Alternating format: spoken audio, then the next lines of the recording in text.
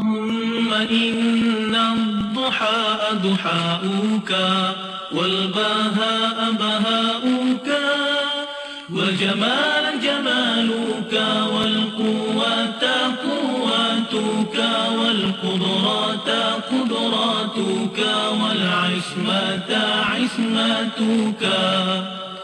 اللهم إن كان رزقي في السماء فأنزله وإن كان في الأرض فأخرجه وإن كان معسرا فيسره وإن كان حراما فطهره وإن كان بعيدا فقربه بحق دحائك وبهائك وجمالك وقوتك وقدرتك.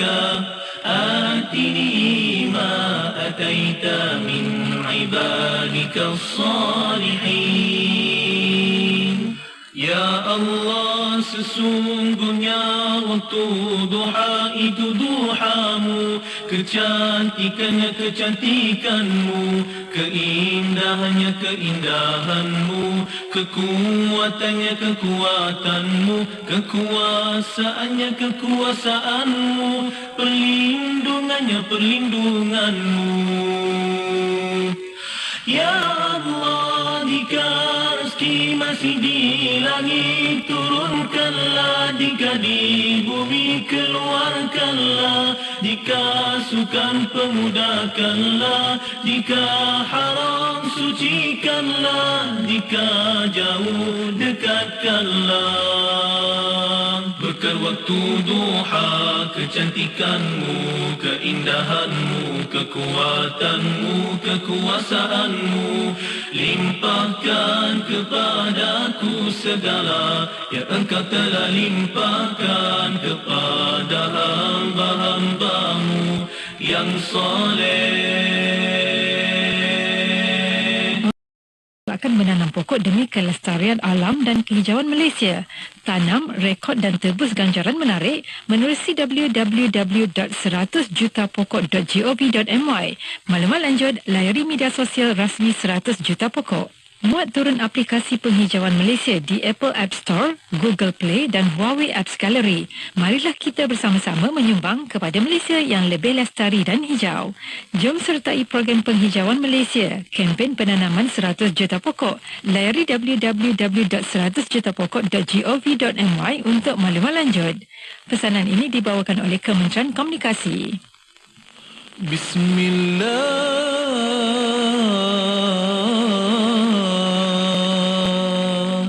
ثقة بالله وتوكلا عليه وتوكلا عليه وتوكلا عليه وتوكلا عليه.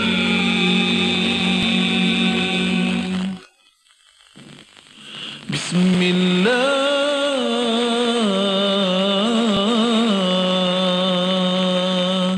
ثقة بالله وتوكلا عليه وتوكلا عليه وتوكلا عليه وتوكلا عليه.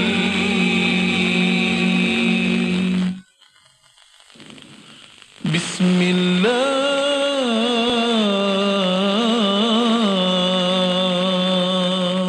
ثقة بالله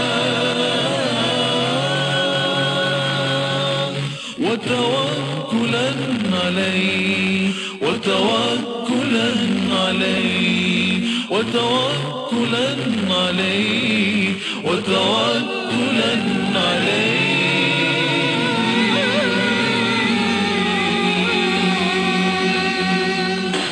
Negeri Sembilan 102.7.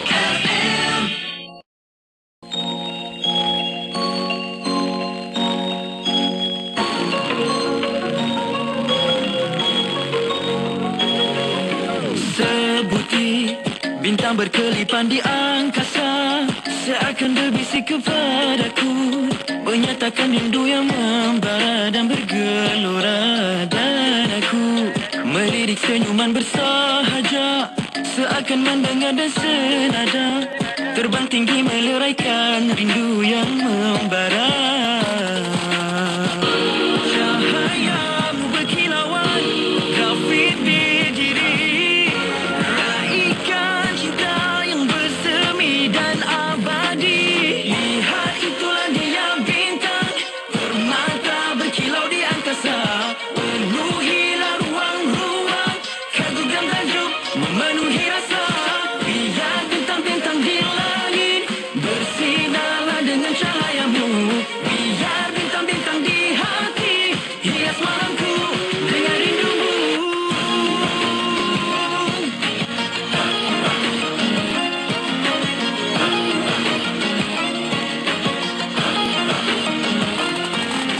Sebutir bintang berkelipan di angkasa seakan berbisik kepadaku, menyatakan rindu yang membara dan bergelora. Cahayamu berkilauan, grafit di diri, raikan cinta yang bersemi dan abadi. Lihat itulah dia bintang permata berkilau di angkasa, penuhilah ruang-ruang, kagum dan takjub memenuhi rasa. Biar bintang-bintang di langit bersinarlah dengan cahayamu, biar bintang-bintang di hati hias malamku dengan rindumu. Biar cobaan yang mendatang usah lebih bahaya, kan tetap teguh berdiri berjalan bersama. Seiring waktu jalan yang diyakini, lihat itulah dia bintang permata berkilau di angkasa, penuhilah ruang-ruang, kagum dan takjub memenuhi rasa. Biar bintang-bintang di langit bersinarlah dengan cahayamu, biar bintang-bintang di hati hias malamku dengan rindumu.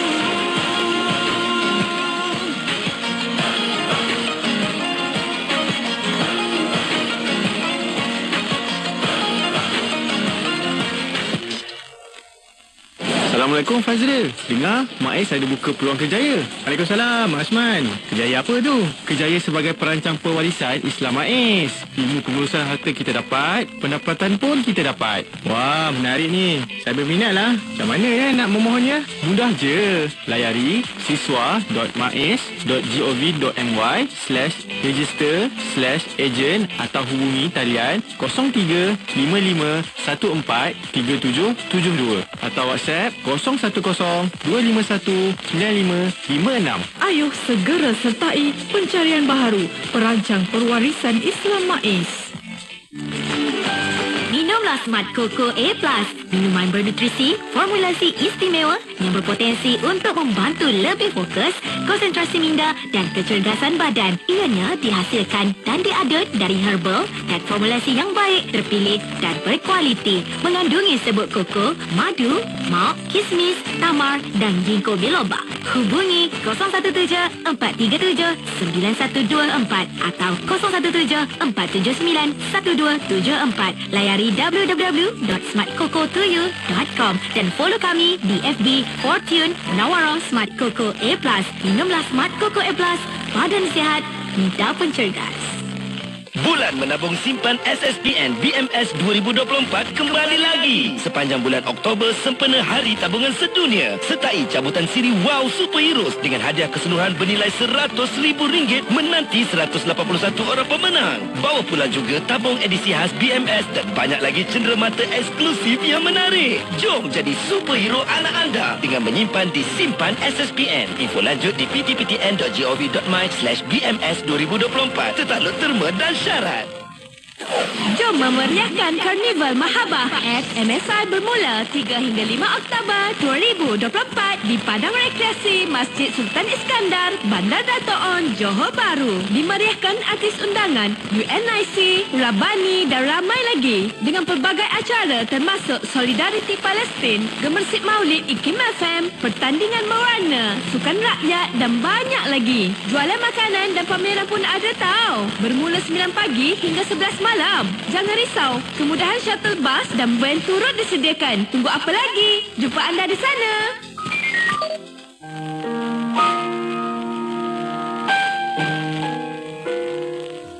Bila kita nak membaca Al-Quran, maka kita berada dalam keadaan yang paling baik. Al-Imam Malik radhiyallahu ta'ala anhu guru kepada Al-Imam Syafi'i, bila mana dia nak baca hadis, beliau akan pakai pakaian yang paling cantik, pakai minyak wangi paling mahal kerana memuliakan hadis Nabi. Apalagi kalau yang kita nak baca ni adalah kalam Allah Subhanahu Wa Taala, lebih-lebih lagi lah yang perlu kita jaga. Maka berpakaian dengan pakaian yang baik, ada dalam keadaan berwudu, menghadap ke arah kiblat dalam keadaan tenang hati. Jadi jangan disibukkan dengan benda-benda yang lain. Sambil baca Quran, sambil tengok cerita. Itu satu perkara yang bahasanya tidak beradab dengan Al-Quran. Melaka 89.5 FM.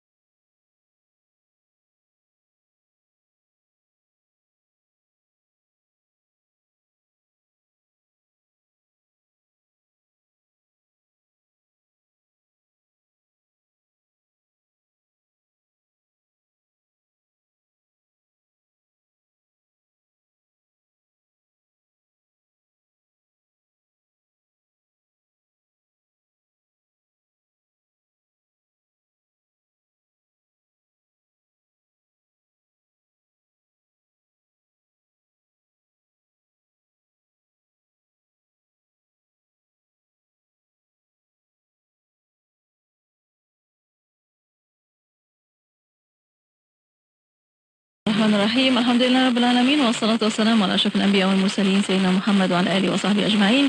Rabbi shrah li sadri wa yassir li amri wahlul 'uqdatam min lisani yafqahu qawli.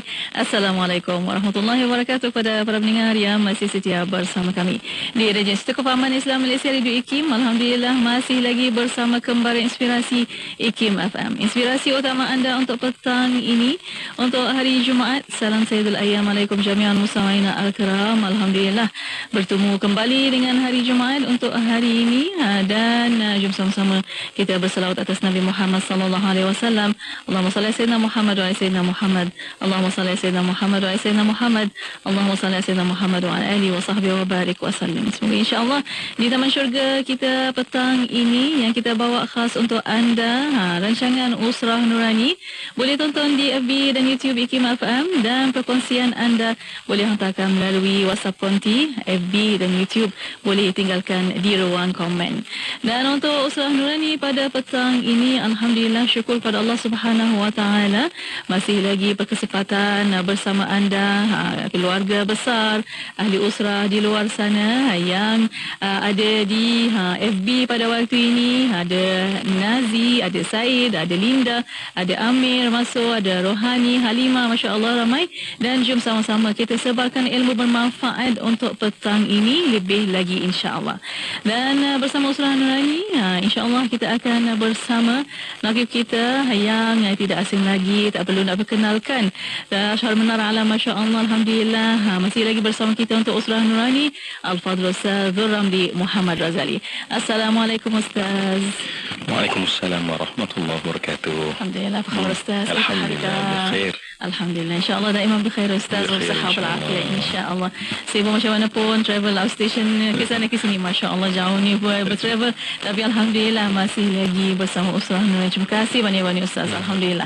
Dan untuk petang ini bersama Ustaz, untuk kita sebelum kita bertaaruf bersama ahli usrah di konti, mohon Ustaz untuk buka hati, buka minda kita untuk kita nak menempuh ilmu ini dengan penuh insya-Allah fokus dan istiqamah. Silakan Ustaz bersama mukadimahnya. Baik, masya-Allah ya. Terima kasih DJ Mona yang saya hormati dan saya kasihi, dan kepada semua rakan-rakan dimanapun sedang berada pada ketika ini, marilah sama-sama kita mulakan usrah kita petang Jumaat penuh berkat ini dengan kita membaca Ummul Kitab Al-Fatihah. A'udzubillahi minasyaitonir rajim. Bismillahirrahmanirrahim. Alhamdulillahirabbil Maliki yaumiddin. Iyyaka na'budu wa iyyaka nasta'in. Shiratal ladzina an'amta 'alaihim ghairil maghdubi 'alaihim waladdallin. Amin. Saya mohon perlindungan dengan Allah sepanjang bicara kita, apa yang kita dengar, apa yang dibicarakan, apa yang bermain di fikiran, apa yang terlintas di hati akan jauh daripada sebarang tipu daya syaitan. Kita mulakan dengan a'udzubillahi samiil alim minasyaitonir rajim. Setiap daripada kita yang pulang bekerja, ya, memberi khidmat terbaik hari ini dalam perjalanan, dan ada yang mungkin melakukan musafir panjang, marilah kita mohon berkat dalam usrah petang ini. Kita mulakan dengan kalimat yang diajarkan kepada kita memulakan setiap sesuatu perbuatan agar perbuatan kita terikat dengan pertolongan dari Allah. Maka kita menyebutkan bersama-sama di permulaan ini kalimat Bismillahirrahmanirrahim. Dan kita hidup nak mengharapkan kebaikan, namun peraturan kebaikan adalah beri, kamu akan terima. Dan tidak ada kebaikan yang lebih besar daripada seorang hamba tatkala dia hatinya memuji-muja dengan penuh kekaguman terhadap keagungan Allah Subhanahu wa taala. Maka marilah juga di permulaan ini kita mulakan dengan kalimat alhamdulillahi rabbil alamin. Dan semua orang nak buat baik, semua orang nak mencipta kebaikan, dan Allah hantarkan di hadapan kita sebuah pelan lengkap. Tidak lain tidak bukan adalah junjungan besar Nabi Muhammad sallallahu alaihi wasallam. Kerana itu kita lengkapkan sebuah muqaddimah dengan salatan wa salaman daimain mutalazimain ila habibina wa nabiyyina wa syafi'ina Muhammadin وعلى آله وصحبه أجمعين وبعد. DJ Mona dah minta share one like? Ya, share one like, one follow Ustaz. Itu wajib kepada para pendengar. Masya Allah, Alhamdulillah. Ramai dah share dan like dan follow. Sama-sama kita sebarkan lagi dan like pesanan Ustaz tu. Betul, sebab ada katalah tak perasan kan. Jadi kita yang dengar ni kadang-kadang kita tak tahu tanggungjawab kita kan. Betul. Jadi terima kasih kerana menjadi penyambung kebaikan, dan Nabi pun menyebutkan tentang orang yang menunjuk orang lain melakukan kebaikan orang itu didapat tanpa dikurangkan kebaikan orang yang mengikut kebaikan kita itu. Terima kasih dan tahniah ya. Rakan Usrah, di satu pesta fun fair lah, ada seorang penjual belon ya. Dia menjual belon, kemudian bila dia tengok jualan dia dah berapa laku, apa dia buat ialah dia akan lepaskan satu belon ke udara. Belon tu terbang. Jadi budak-budak nampak, budak akan cari kan mana belon. Jadi ramai-ramai. Dan itulah perbuatan dia. Bila dia tengok macam pelanggan dia kurang, dia akan lepas satu belon. Dan bila belon tu naik ke udara, ramailah budak-budak datang. Rupanya dalam ramai-ramai itu ada seorang budak yang memang leka melihat apa yang dilakukan. Lantas budak ni pergi kepada si penjual belon ni, dia tarik dia punya seluar, dia mungkin dia tarik kan, dia cuit sikit lah. Dia tanya satu soalan ya, sebab belon tu banyak warna kan. Dan sekarang dia tanya soalan, dia kata, "Pakcik, saya nak tanya, saya tengok belon semua terbang ke atas. Kalau belon tu warna hitam, boleh tak dia terbang?" Dan ketika itu pakcik tu menjawab, "Anak, yang menyebabkan sesuatu belon itu naik ke atas bukan warnanya, tetapi apa yang ada di dalamnya." Rakan Usrah, begitulah manusia. Bukan rupa yang menyebabkan seseorang itu akan naik terbang tinggi, tetapi apa yang ada di dalamnya, nuraninya. Dan inilah yang kita nak sentuh pada setiap minggu kita bersama, agar insya-Allah mendapat sesuatu yang boleh menjadikan kita akan naik duduk kedudukan kita, bukan di sisi manusia tidak, tetapi di sisi Allah Subhanahu Wa Taala. Setiap saat Allah anugerahkan kita masa, dan kita hendak setiap saat kita terangkat kedudukan yang dekat kepada Allah. Setiap hari bertambah ilmu. Wahai Allah, setiap hari jadikanlah ilmu itu menjadikan kami kian dekat kepadamu. Setiap hari kita melakukan amal, jadikanlah wahai Allah setiap amal itu akan mendekatkan diri kami kepadamu wahai Allah. Setiap kali kami bercakap, jadikanlah setiap cakap kami mendekatkan diri kepadamu wahai Allah. Setiap hari kami membelanjakan harta kami, jadikanlah setiap yang kami belanjakan itu semuanya mendekatkan diri kami kepada Allah Subhanahu Wa Taala. Kerana tidak ada matlamat kita sebagai hamba yang fakir, melainkan mengharap kepada Allah yang Maha Kaya. Jadi sebab itu Masya Allah, sekali lagi kita bersama dalam usrah kita pada hari ini. Kita cerita tentang belon hari ini, nak mengisi dalaman nurani kita semua insya-Allah. Baik, saya tak nak panjang-panjang macam biasalah ya, sebab rasa teruja sebenarnya tetamu-tetamu yang hebat yang Allah hadir tampilkan ke dalam usrah kita bersama kita di konti yang kecil ini insya-Allah. Dan sangat saya berharap, saya pun baru betul semalam baru daripada Kelantan, sebelum tu daripada Terengganu, dan Alhamdulillah, Masya Allah, saya kira dapat berjumpa dengan, sebelum tu di Kuantan ya, jumpa dengan rakan-rakan. Dia sebut tentang usrah nurani. Jadi Alhamdulillah, saya kira rakan-rakan yang bersama ni pun adalah keluarga besar dalam usrah nurani. Kerana saya selalu ingatkan ya, ialah bahawa di akhir zaman ada satu nilai yang tidak dianggap bernilai, yakni nilai kasih sayang. Biasa saja kita bantai saudara kita sedangkan dia juga adalah seorang Islam. Hatta manusia pun dia suruh beri kasih sayang. Hatta binatang yang namanya anjing pun dia ajar kepada kita untuk bagaimana meletakkan nilai kasih sayang, apatah lagi sesama manusia. Jadi nilai inilah yang kelihatan tidak ada dan terhakis dengan begitu cepat di akhir zaman ini. Baik, untuk supaya kita dalam konti dulu ya, menganggap nilai kasih sayang itu tinggi, supaya rakan-rakan yang mendengar juga mempunyai azam dan iltizam yang sama insya-Allah. Jadi saya nak terus bertaaruf dengan rakan usrah yang bersama. Saya nak mula belah kanan saya. Boleh ya? Okey. Sila.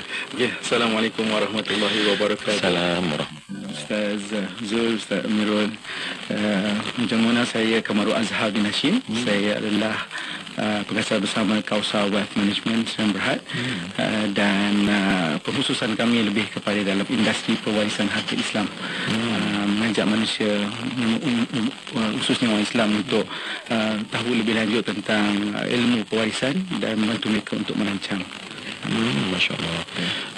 Base ni di mana ya? Ya, kami berlokasi di Kota Damansara. Kota Damansara. Damansara, ya. Dan sudah pun berada dalam industri lebih 10 tahun lah. Okey, bersama dengan tim lah. Ya, bersama dengan tim. Kebanyakan aktiviti hariannya? Aktiviti hariannya memang kepada masyarakat, membuat taklimat melalui program-program di office contohnya. Ada yang di surau, di masjid. Ada yang juga melalui rujukan yang mahu untuk berjumpa dengan mereka di rumah bersama keluarga, wan-tuan sesi.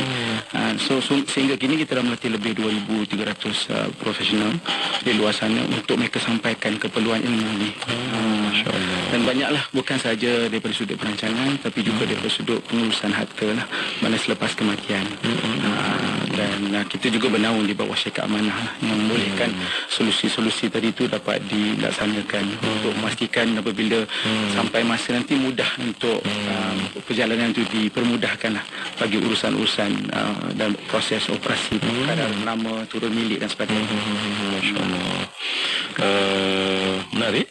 Saya kira sebab ketika kita mula menjunam setelah terutamanya jatuh sistem khilafah, ataupun ketika negara-negara Islam dijajah satu demi satu, dan pertama kita akan dibelenggu untuk menjadikan kita ni fakir, susah dan miskin. Dan sebab itulah cerita pengurusan harta ni seperti tak ada dalam agenda. Sebab agenda kita lah survival, cari sesuap nasi kan. Namun saya yakin di zaman lampau, di zaman kegemilangan Islam, ilmu ni adalah ilmu yang penting sangat untuk mereka. Dan sebab kita lihat kalau di barat sekalipun ya, pengurusan harta, bagaimana soal wasiat, kita kata dari istilah dia orang kan, itu adalah merupakan satu ilmu yang sangat diajar dan difahami. Kenapa mereka memegang kekayaan, wealth, dan sebab itu perlu diuruskan. Dan alhamdulillah saya kira nak panggil apa tu? Nak panggil apa? Panggil lebih masa kawan-kawan panggil Cam je. Cam. Okey, masya-Allah. Saya boleh panggil ke? Boleh Ustaz. Ustaz lagi lah boleh. Allah. Terima kasih, insya-Allah. Saya nak tanya yang paling mesra lah kan. Jadi okey, terima kasih. Kami doakan sebenarnya Cam, sebab apapun yang dilakukan dalam konteks yang sesuai dengan kehendak agama kita, kita sama-sama dokong dan insya-Allah mengharapkan sangat-sangat sentiasa terjaga, dibantu ya. Dan mungkin pada petang ini pun akan dapat membuka banyak kesedaran umat terhadap perkara penting ini, dan itulah kita harap, kita doakan sama-sama insya-Allah. Ahlan, selamat datang ya. Bagaimana dia nak sebut bahasa Arab ahlan ni, nanti Cam kena cakap lepas tu ini Arabik lah, memang tak boleh lah cakap Melayu Baik Ustaz. Bismillahirrahmanirrahim. Assalamualaikum warahmatullahi wabarakatuh. Assalam.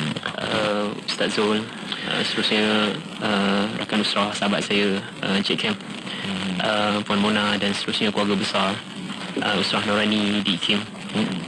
Nama Amirul Hakim Mas Said. Saya berasal daripada Ipoh, Perak, dan alhamdulillah sekarang ni saya berkhidmat di Wakaf An-Nur Corporation Berhad. Untuk kalau Encik Cam tadi sebutkan berkenaan dengan ada sedikit situ pewarisan harta, pastinya Encik Cam lebih ke hadapan lah. Saya tak adalah pengalaman macam Encik Cam, cuma ada sedikit pengalaman di sebelum ini pernah berkhidmat di Institusi Kewangan Islam, dan seterusnya sekarang ni di Wakaf An-Nur lah. Dan alhamdulillah rasa teruja juga Ustaz menggunakan perkataan teruja tadi. Saya pun menggunakan perkataan teruja. Sebelum ni pernah bersama dengan Ustaz, tetapi kita sepentas lah kita kata. Tapi alhamdulillah Allah Ta'ala rezekikan petang Jumaat yang berkat ni, kita bersama dengan majlis yang baik ini, mudah-mudahan dapat memberikan manfaat sama kita. Saya masih ingat masa kita jumpa tu Datuk Haris. Betul. Datuk Haris ketua di Jabatan Agama Islam. Jabatan Agama Islam Perak ya, masya-Allah. Doakan perjuangan Datuk juga pastinya ya. Ustaz dah menetap di Johor lah ya. Menetap di Johor, alhamdulillah. Okey, nak tanya juga, kalau tadi saya tanya Cam apa dia punya aktiviti harian dia, kalau Ustaz sendiri? Aktiviti harian kalau ikutkan selain daripada pejabat, subhanallah kita dari sudut bersama dengan masyarakat tu ada mengajar sikit-sikit lah. Kuliah di Masjid Surau, Alhamdulillah. Di Johor Di Johor. Kalau balik kampung tu di Perak. Dan Alhamdulillah. Masya Allah. Jadi Alhamdulillah, saya yakin kedua-duanya macam berlatar belakangkan pengurusan harta, ya. Kelihatannya lah. Kenal sebelum ni? Kenal. InsyaAllah. Memang kenal. Oh, dunia tu kecil je, ya. Cik Kem ni sebenarnya kalau sebelum saya kenal Cik Kem ni, masa saya belajar pun saya dah ikuti beliau sebenarnya. Sebab memang dalam bidang. Saya dah mula risau dah kan. Nampak sangat ketinggalan zaman kalau macam ni. Okey. Jadi Alhamdulillah ahlan kepada kedua-dua rakan usrah untuk kita dapat sesuatu manfaat. Kerana ilmu bukan milik kita, ilmu milik Allah Subhanahu Wa Taala. Baik, Alhamdulillah. Terima kasih Ustaz. Dan terima kasih juga kepada ahli usrah di Konti. Terima kasih kepada ahli usrah di luar sana. Dan untuk anda, saya ingin ucapkan juga ahlan wa sahlan wa marhaban bikum fi idhat Ma'had Al-Wail Islami Al-Marizi untuk petang ini bersama rancangan Usrah Nurani. Dan Alhamdulillah ramai Ustaz yang share, like dan unfollow Ustaz. Ya, sebab ramai yang menonton, yang mendengar tu kaya-kaya belaka kan. Alhamdulillah. Jadi takut sangat kalau kita tak pandai urus jadi fitnah kan. InsyaAllah. Okey. Alhamdulillah. Semoga jadi doa dan makbul insyaAllah daripada Ustaz. Amin ya Rabbal Alamin. Dan untuk petang ini insyaAllah kita ada satu tajuk yang kita bawa bersama Usrah Nurani tentang harta Ustaz. Dan dalam Islam biasanya Ustaz, kita akan setiap perkara yang kita lakukan mesti menuju ke redha Allah Subhanahu Wa Taala. Jadi petang ini kita nak bincangkan tentang pengurusan harta, kekayaan menuju akhirat. Silakan Ustaz. InsyaAllah. Okeylah ya. Kenapa tadi mula-mula kan nak cerita pasal lain ni je Mona kan. Tapi tengok tengok dengan Ustaz Amirul terus baiklah cerita pasal harta kan. Jarang orang bercerita kan. Ada pakar kat sini. Ada pakar-pakarnya yang memang makanan dia orang hari makan harta, makan wasiat. Bukan makan wasiat, maksudnya makan ilmu tentang dia lah. Jadi rugi kita tak manfaatkan. Ya? Dan sebelum kita nak mendengar perkongsian daripada dua rakan usrah yang kita harapkan, ya Allah Rabbana zidna ilma, ya Allah tambahlah kami ilmu pada petang ini, terutamanya pada sesuatu yang penting bagi diri kita dalam kesibukan, keserabutan manusia meletakkan keutamaan. Sebab manusia hari ini banyak habis masanya dengan TikTok, banyak dengan media sosial, ya, dan kemudian terperangkap dalam pusar itu, kadang-kadang tak boleh keluar, ya, emosi kita terpancing yang tak tahu kenapa. Baik kita pergi kepada satu ilmu yang sifatnya jernih, ya, dan apatah lagi kita biasa mendengar hadis Nabi SAW tentang kata Nabi, la tazulu qadama 'abdin yaumal qiyamati hatta yus'al an khamsin. Nabi kata kaki seorang anak Adam, seorang hamba Allah itu takkan berganjak di hadapan mahkamah Allah, melainkan Allah akan tanya kepadanya 5 perkara, kata Allah Subhanahu Wa Taala. Baik, saya tak nak cakap 4 yang lain, tetapi kita cakap tentang konteks dalam hadis yang diriwayatkan oleh Imam Tirmizi dalam sunannya ini, maka Nabi SAW menyebutkan bahawa yang akan ditanya kepada kita oleh Allah, bersedialah untuk ditanya tersebut, ya, sebab kita tak prepare untuk ditanya. Dan yang Allah akan tanya kita, kata Nabi SAW, adalah an malihi min aina iktasabahu wa fima anfaqahu. Akan ditanya kepadanya hartanya, daripada mana dia datang dan ke mana dia dibelanjakan.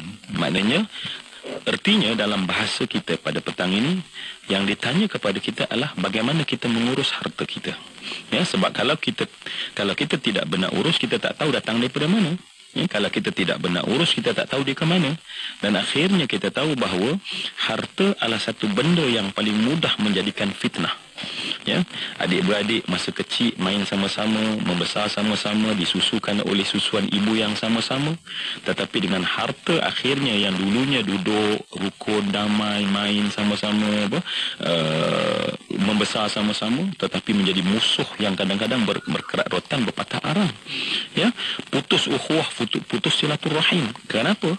Kebanyakannya mungkin kita akan dengar betapa bagaimana diuruskan, makna sampai ke tahap itu.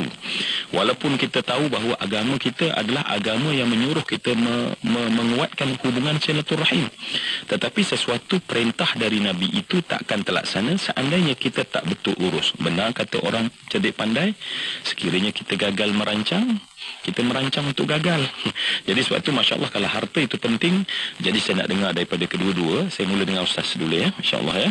Jadi Ustaz dah sudut yang Ustaz nampak ya, Ustaz di Waqaf An-Nur ya, mungkin dapat melihat apa bentuk-bentuk asas pengurusan harta yang rakan-rakan usrah kita ni kita nak mulakan, dan kemudian sebagai satu orang kata permulaan tersebut, di situ insya-Allah akan bermula dengan cantiklah pengurusan insya-Allah nanti. Bismillahirrahmanirrahim. Alhamdulillah, syukurlah, salatu wassalamu ala Rasulillah. Terima kasih Ustaz Zul. Apabila kita membincangkan isu berkenaan dengan harta ni, bagi menjawab soalan Ustaz Zul yang pertama ni, sebenarnya saya teringat asalnya kita sedang berada di penghujung bulan Rabiul Awal. Saya membawa sedikit isu berkenaan dengan kewafatan Nabi SAW. Hari lahir Nabi SAW adalah hari Isnin 12 Rabiul Awal tahun Gajah, dan hari kewafatan Nabi SAW juga hari yang sama pada tahun ke-11 Hijrah. Cuma poin pada petang ini saya nak utamakan adalah sebelum Nabi SAW wafat beberapa hari, para ulama sirah menyebutkan berdasarkan kepada hadis yang berbagai, Nabi memerdekakan hamba Nabi SAW. Seterusnya harta Nabi sedekahkan dan sebagainya. Poin ini adalah dari sudut seperti mana tajuk kita menguruskan harta tersebut pernah ditunjukkan oleh junjungan besar Nabi Muhammad SAW. Jadi Islam kita sedia maklum, kita lengkap daripada serba-serbi, khususnya juga berkenaan dengan hartanya. Maka kita sebut, kalau dari katakan pengurusan harta, maka di sana ada istilah yang disebutkan sebagai wasiat. Satu perbincangan yang sebenarnya cukup penting bagi umat Islam kita pelajari dengan sebaik mungkin. Seterusnya di situ ada juga kita sebutkan sebagai hibah. Kemudian ada yang paling terbesar adalah ilmu berkenaan dengan ilmu faraid. Jadi apabila kita berbincang berkenaan dengan pengurusan harta ini, maka sebenarnya kita nak menarik semangat rakan-rakan nusrah kita untuk kita sebenarnya perlu dalami asas-asas berkenaan dengan pengurusan harta ni, kerana bila sebut berkenaan dengan harta, ramai yang suka untuk dari sudut kita mencari untuk membanyakkan harta tersebut. Tapi bila mana untuk mengurus semasa kita hidup, kemudian bagaimana kita mengurus ataupun kita yang menghadapi ujian Allah Ta'ala, maksudnya tarik ahli keluarga kita, bagaimana pula kita menguruskan harta tersebut, itu sebenarnya satu perkara yang cukup besar. Jadi bagi menarik semangat untuk kita umat Islam ini mengurus harta dengan sebaik mungkin, jalannya pasti dah jalan ilmu, dan kita untuk mengelak satu perkara yang besar, iaitu kita mengambil harta dengan cara yang salah, bermula dari sudut urusan harta itu yang kita mungkin salah faham di sana. Ini sekadar mukadimah yang saya nampak mungkin yang boleh dibincangkan. Okey, masya-Allah. Terima kasih Ustaz. Kami sebenarnya nak dengar banyak lagi, tetapi Ustaz dah memulakan bahawa masa insya-Allah kata-kata berawas bahawa memang kita kena ambil serius tentang harta, dan bukan hanya menganggap bahawa dia macam pakaian yang kita pakai dan kita buang, tetapi sesuatu benda yang akan perlu kepada ilmu yang akhirnya kan, ilmu. Dan sebab itulah kita harap perbincangan kita pada petang ini adalah merupakan sesuatu yang akan menambah ilmu kita ya, kerana kita kata harta ini dia memang adalah yang Allah kata al-mal wal banun zinatul hayatid dunya ya. Al-mal wal banun, Allah sebutkan harta, dan kemudian anak-anak kita merupakan adalah hiasan hidup kita ya. Cuba bayang kalau rumah tak ada hiasan ya, kalau tak ada, pastinya akan ada hiasan. Kita tengok dalam konti kita ni pun yang memang bukan tempat nak tidur pun, masya-Allah, dengan diberi colourful ya, patut lah colour-colour kan. Itu hiasan kan, dengan corak macam-macam ada di sekeliling kan. Patutnya tak payah meja macam ni kan, pakai je plywood boleh je kan. Kan kayu yang tak diketam pun tak apa, tetapi diketam jadi cantik, hiasan. Dan itulah dia kedudukan yang Allah katakan tentang harta kita itu. namun dalam masa yang lain Allah menyebutkan inna auladakum wa amwalakum fitnah. Tapi dalam konteks lain kamu kena berhati-hati, sesungguhnya harta anak-anak kamu dan harta-harta kamu itu adalah merupakan boleh menjadi fitnah kepada kamu. Baik, kita minta ya Allah, kami nampak ya, paling tidak rakan usrah yang dikasihkan, kita pasang satu kesedaran. Baik, aku dalam banyak ilmu yang aku ada, semoga ilmu bagaimana mengurus harta ini adalah satu ilmu yang mesti aku ada ketika aku ada harta tersebut, ya. Baik, okey, dah dengar tadi kan. Dan yang katanya pentingnya ilmu, agaknya kalau pengalaman sendiri Cam lah Ustaz, sebab saya dengar tadi pun Ustaz Amirul memuji Cam dengan begitu besar pujian kan. Maknanya pengalaman, kita cakap pengalaman dulu, berapa persen secara umum lah, bukan secara kajian orang kata kuantitatif yang real, tetapi pengalaman bila berhadapan dengan orang. Okey, sebenarnya berapa persen yang kita tengok orang masih belum faham, ataupun faham sikit-sikit dah tak cukup untuk membuat satu keputusan akal terhadap sehingga yang dikatakan ilmu yang sebenar tu tak dapat. Okey, kemudian boleh kembangkan mungkin juga apa benda-benda yang utama dan kita nak kena berpegang apabila kita nak mengurus harta. Baik, terima kasih Ustaz. Lebih 10 tahun yang dulu lah, bila saya berkhusus dalam industri pewarisan, kita lihat sebenarnya daripada sudut persentage tu masih sangat rendah. Dan kalau kita lihat daripada sudut perancangan harta ni, kalau ada yang dah berwasiat tu, adalah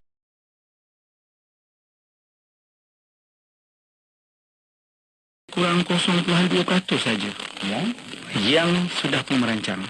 Maksudnya, kalaulah 0.2% ni, kalau kita jumpa 10 orang tak rancang lagi, 20 orang tak rancang, 100 orang tak rancang, 1000 mungkin 2 orang. Maksudnya daripada sudut tindakan itu sendiri. Kan? So, daripada situ apa yang kita buat ialah kita sampaikan ke masyarakat. Kita lihat mengapa mereka tidak merancang. Satu, daripada sudut ada kefahaman itu sendiri.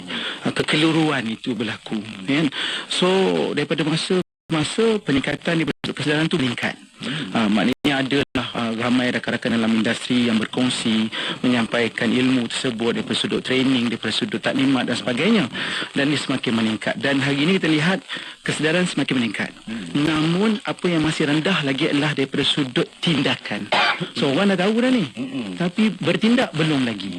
So ya, bertangguh-tangguh. Okey, dah faham dah. Dah faham dah apa beza faraid, wasiat, hibah, amanah.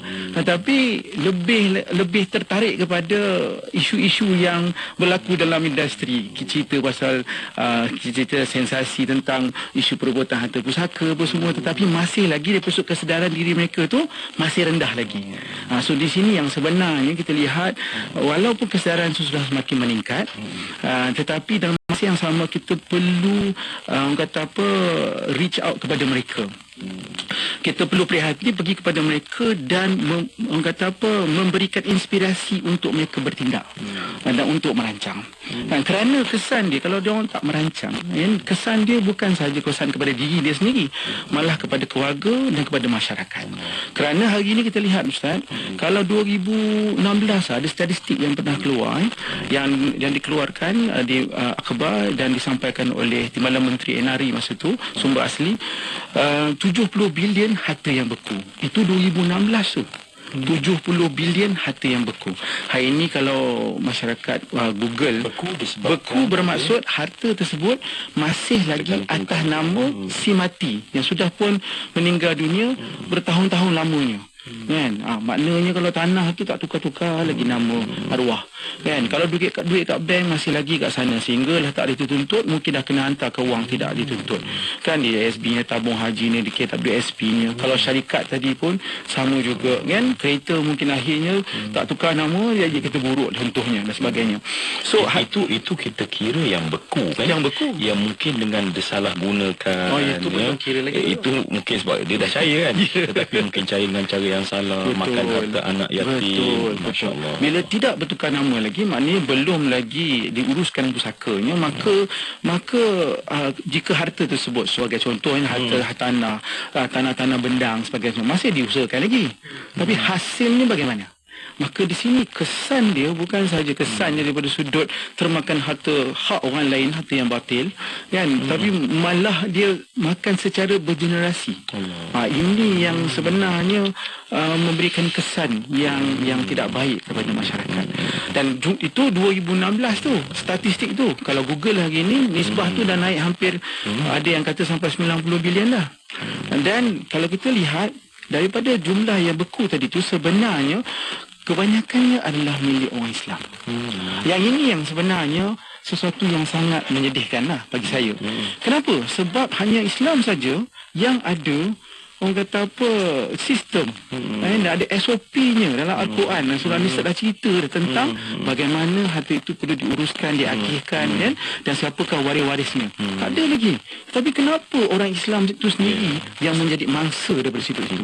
Dan kesan daripada harta beku tadi juga membawa kepada kesan juga ekonomi.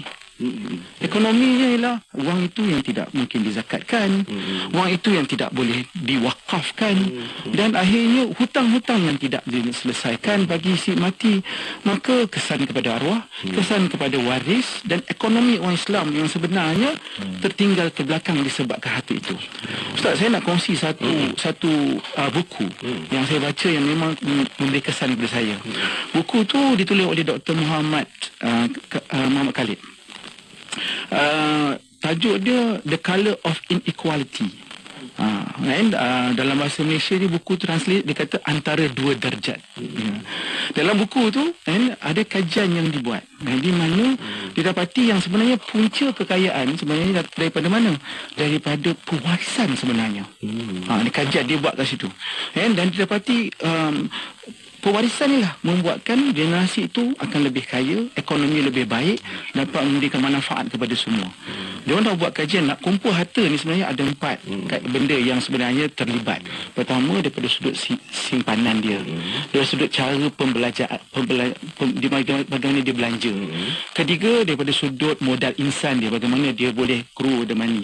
Dan keempat adalah daripada sudut inheritance ataupun pewarisan. So dia buat kajian di antara orang Melayu, khususnya orang Islam kat Malaysia, membanding dengan yang lain lah, masa-masa lain. Dia dapati bahawa yang sebenarnya daripada sudut simpanan, lebih kurang je. Daripada sudut belanja, pun lebih kurang juga. Daripada sudut modal insan, lebih kurang juga. Maknanya perbezaan tu tak banyak lah. Maknanya saving tu contohnya cara dia menyimpan, orang Islam pun simpan juga orang kata dengan tekun. Tapi yang membezakan paling besar adalah inheritance, pewarisan itu sendiri. Orang Islam yang harta yang tidak boleh turun daripada satu generasi ke generasi yang seterusnya beku. Yang itu yang menyebabkan ia menyumbang kepada jurang yang besar. Masya Allah. Masya Allah. Ya. Saya kira kita dengar tadi pun macam peti kanan kiri dengar tu kan. Maknanya kesan ini, kesan ini, kesan ini, dan kepada semua kesan ya. Dan sebab itulah patut saya kira Surah Nani ni kena banyak cerita bab ni katnya ya, supaya rakan-rakan sambil-sambil bawa kereta tu sambil tahu bahawa sebenarnya ada yang kita kena urus. Kalau tidak apa yang dikatakan tadi kan. Dan alangkah malangnya kita menjadi umat yang punya kekuatan tetapi ada leaking yang kita tak tahu, tetapi akhirnya kita duduk mengeluh kenapa kita lemah. Rupanya kita lemah dari sudut yang kita kata pewarisan yang kita katakan tadi ya. Baik Ustaz Amirul, ramai orang tegur kata Ustaz daripada apa ni yang geng trolak pun ada. Yalah kawan-kawan macam tu lah Ustaz kan, ditegur lah tu. Jadi Ustaz sendiri sebab bukan macam kita di Waqaf An-Nur kan, mungkin ada satu kesedaran yang kita nak yang sedarkan kepada orang ramai secara khusus sebagai contoh. Ustaz nama mana? Pertama bila kita sebut berkenaan dengan pengurusan harta ni, pastinya di situ juga terkeluar isu berkenaan dengan wakaf. Pastinya di sana kita ambil inisiatif untuk menguruskan isu ni dengan cara yang sesuai seperti mana apa yang ada dalam industri lah. Kita dapat lihat sebagai contoh apabila seseorang tersebut dia nak membelikan wakaf, maka salah satu daripada harta yang bernilai di situ sebenarnya kita dapat lihat perkara yang mungkin di situ hartanya nak diberikan semasa hidup ataupun semasa meninggal dunia. Maka asasnya di situ kita inisiatifkan antaranya produk hibah lil wakaf. Di situ produknya adalah untuk kita mengajak kepada masyarakat supaya di sana kita menguruskan harta kita sama ada isunya semasa kita hidup, kita memberikan harta kita kepada wakaf ANUR sebagai contoh, dengan tujuan di situ untuk diwakafkan. Ini sebenarnya salah satu daripada inisiatif kita untuk mendidik masyarakat. Salah satu daripada kaedah menguruskan harta adalah dengan menghibahkan, seterusnya dengan mewakafkan. Okay. Dan saya melihat juga isu berkenaan dengan pewarisan harta ini sebenarnya bermula daripada individu itu sendiri sebenarnya. Sebab kadang-kadang bila kita lihat orang nak menghibahkan harta ataupun nak mewakafkan harta tu, boleh terjadi juga sebenarnya harta tu bukan milik dia. Ini juga berlaku Ustaz sebenarnya. Mungkin boleh juga ada kaitan dengan apa yang Encik Kem terangkan tadi. Kita sedia maklum apabila seseorang itu meninggal dunia, ramai yang sebutkan ayah telah wasiatkan, ayah telah nak wakafkan, tapi sebenarnya isu dia adalah hutangnya belum selesai lagi. Berkenaan dengan kita sebutkan harta tersebut, adakah harta tersebut termasuk sebagai harta yang dikategorikan sebagai harta pusaka? Sebab ramai yang faham ayah dah bawa wasiat, so kita proceed kepada wasiat. Sebenarnya tak begitu kan. Asalnya kita kena selesaikan dulu mana yang harta pusaka, mana yang bukan harta pusaka. Seterusnya kita nak selesaikan dulu hutang si mati kan. Jadi sebenarnya bila seseorang tersebut dia nak membelanjakan hartanya khususnya untuk wakaf kan, ataupun untuk wasiat dan sebagainya, pengurusan semasa dia hidup itu benda yang sangat penting. Dalam masa yang sama, waris tersebut juga apabila dia tahu ayahnya telah wasiat untuk bagi kepada masjid, bagi kepada mana-mana, dia kena pastikan dahulu harta tersebut betul tak jalannya itu adalah dengan jalan wasiat dan sebagainya. Jadi kita bila berhadapan dengan masyarakat, sebenarnya masyarakat kita nak berwakaf, nak berwasiat, tetapi sebenarnya isu yang awal seperti yang saya sebutkan tadi, mungkin di situ tak sampai hajatnya. Dan kita dapat lihat sebenarnya di Majlis Agama Islam pun ada yang berwakaf, tetapi bila selepas orang itu meninggal dunia disebabkan dokumentasi yang tak lengkap dan sebagainya, ahli waris kemukakan, maksudnya wakaf ini tidak sah disebabkan tidak direkodkan dan sebagainya. Dan sebenarnya Ustaz ada kes yang ahli waris tuntut dengan Majlis Agama Islam, dan dia walaupun dah diwakafkan, dah didirikan madrasah, dah adanya kita sebutkan kubur dan sebagainya, terpaksa kita sebutkan pihak berautoriti membayar pada situ sebabkan isunya tidak diurus tadi. Memang dah berlaku pun di Malaysia sebenarnya, direkodkan perkara tersebut. Okey, kalau macam sebab saya nak cuba kaitkan antara macam satu kesedaran wakaf ni ada salah satu kesedaran lah, wakaf itu satu kesedaran lain ya, tetapi kita dapati bahawa dia mesti bermula daripada kebijaksanaan mengurus harta terlebih dulu kan. Seandainya kita tidak mengurus, tiba-tiba wakaf tak jadi wakaf, sedangkan duit tu duit si mati yang dia berjuang dengan kesedaran, menangis kadang-kadang ya, dia datang kemudian diwakafkan untuk masjid, diwakafkan untuk sesuatu yang diharap itulah menjadi tabung dia di hari akhirat.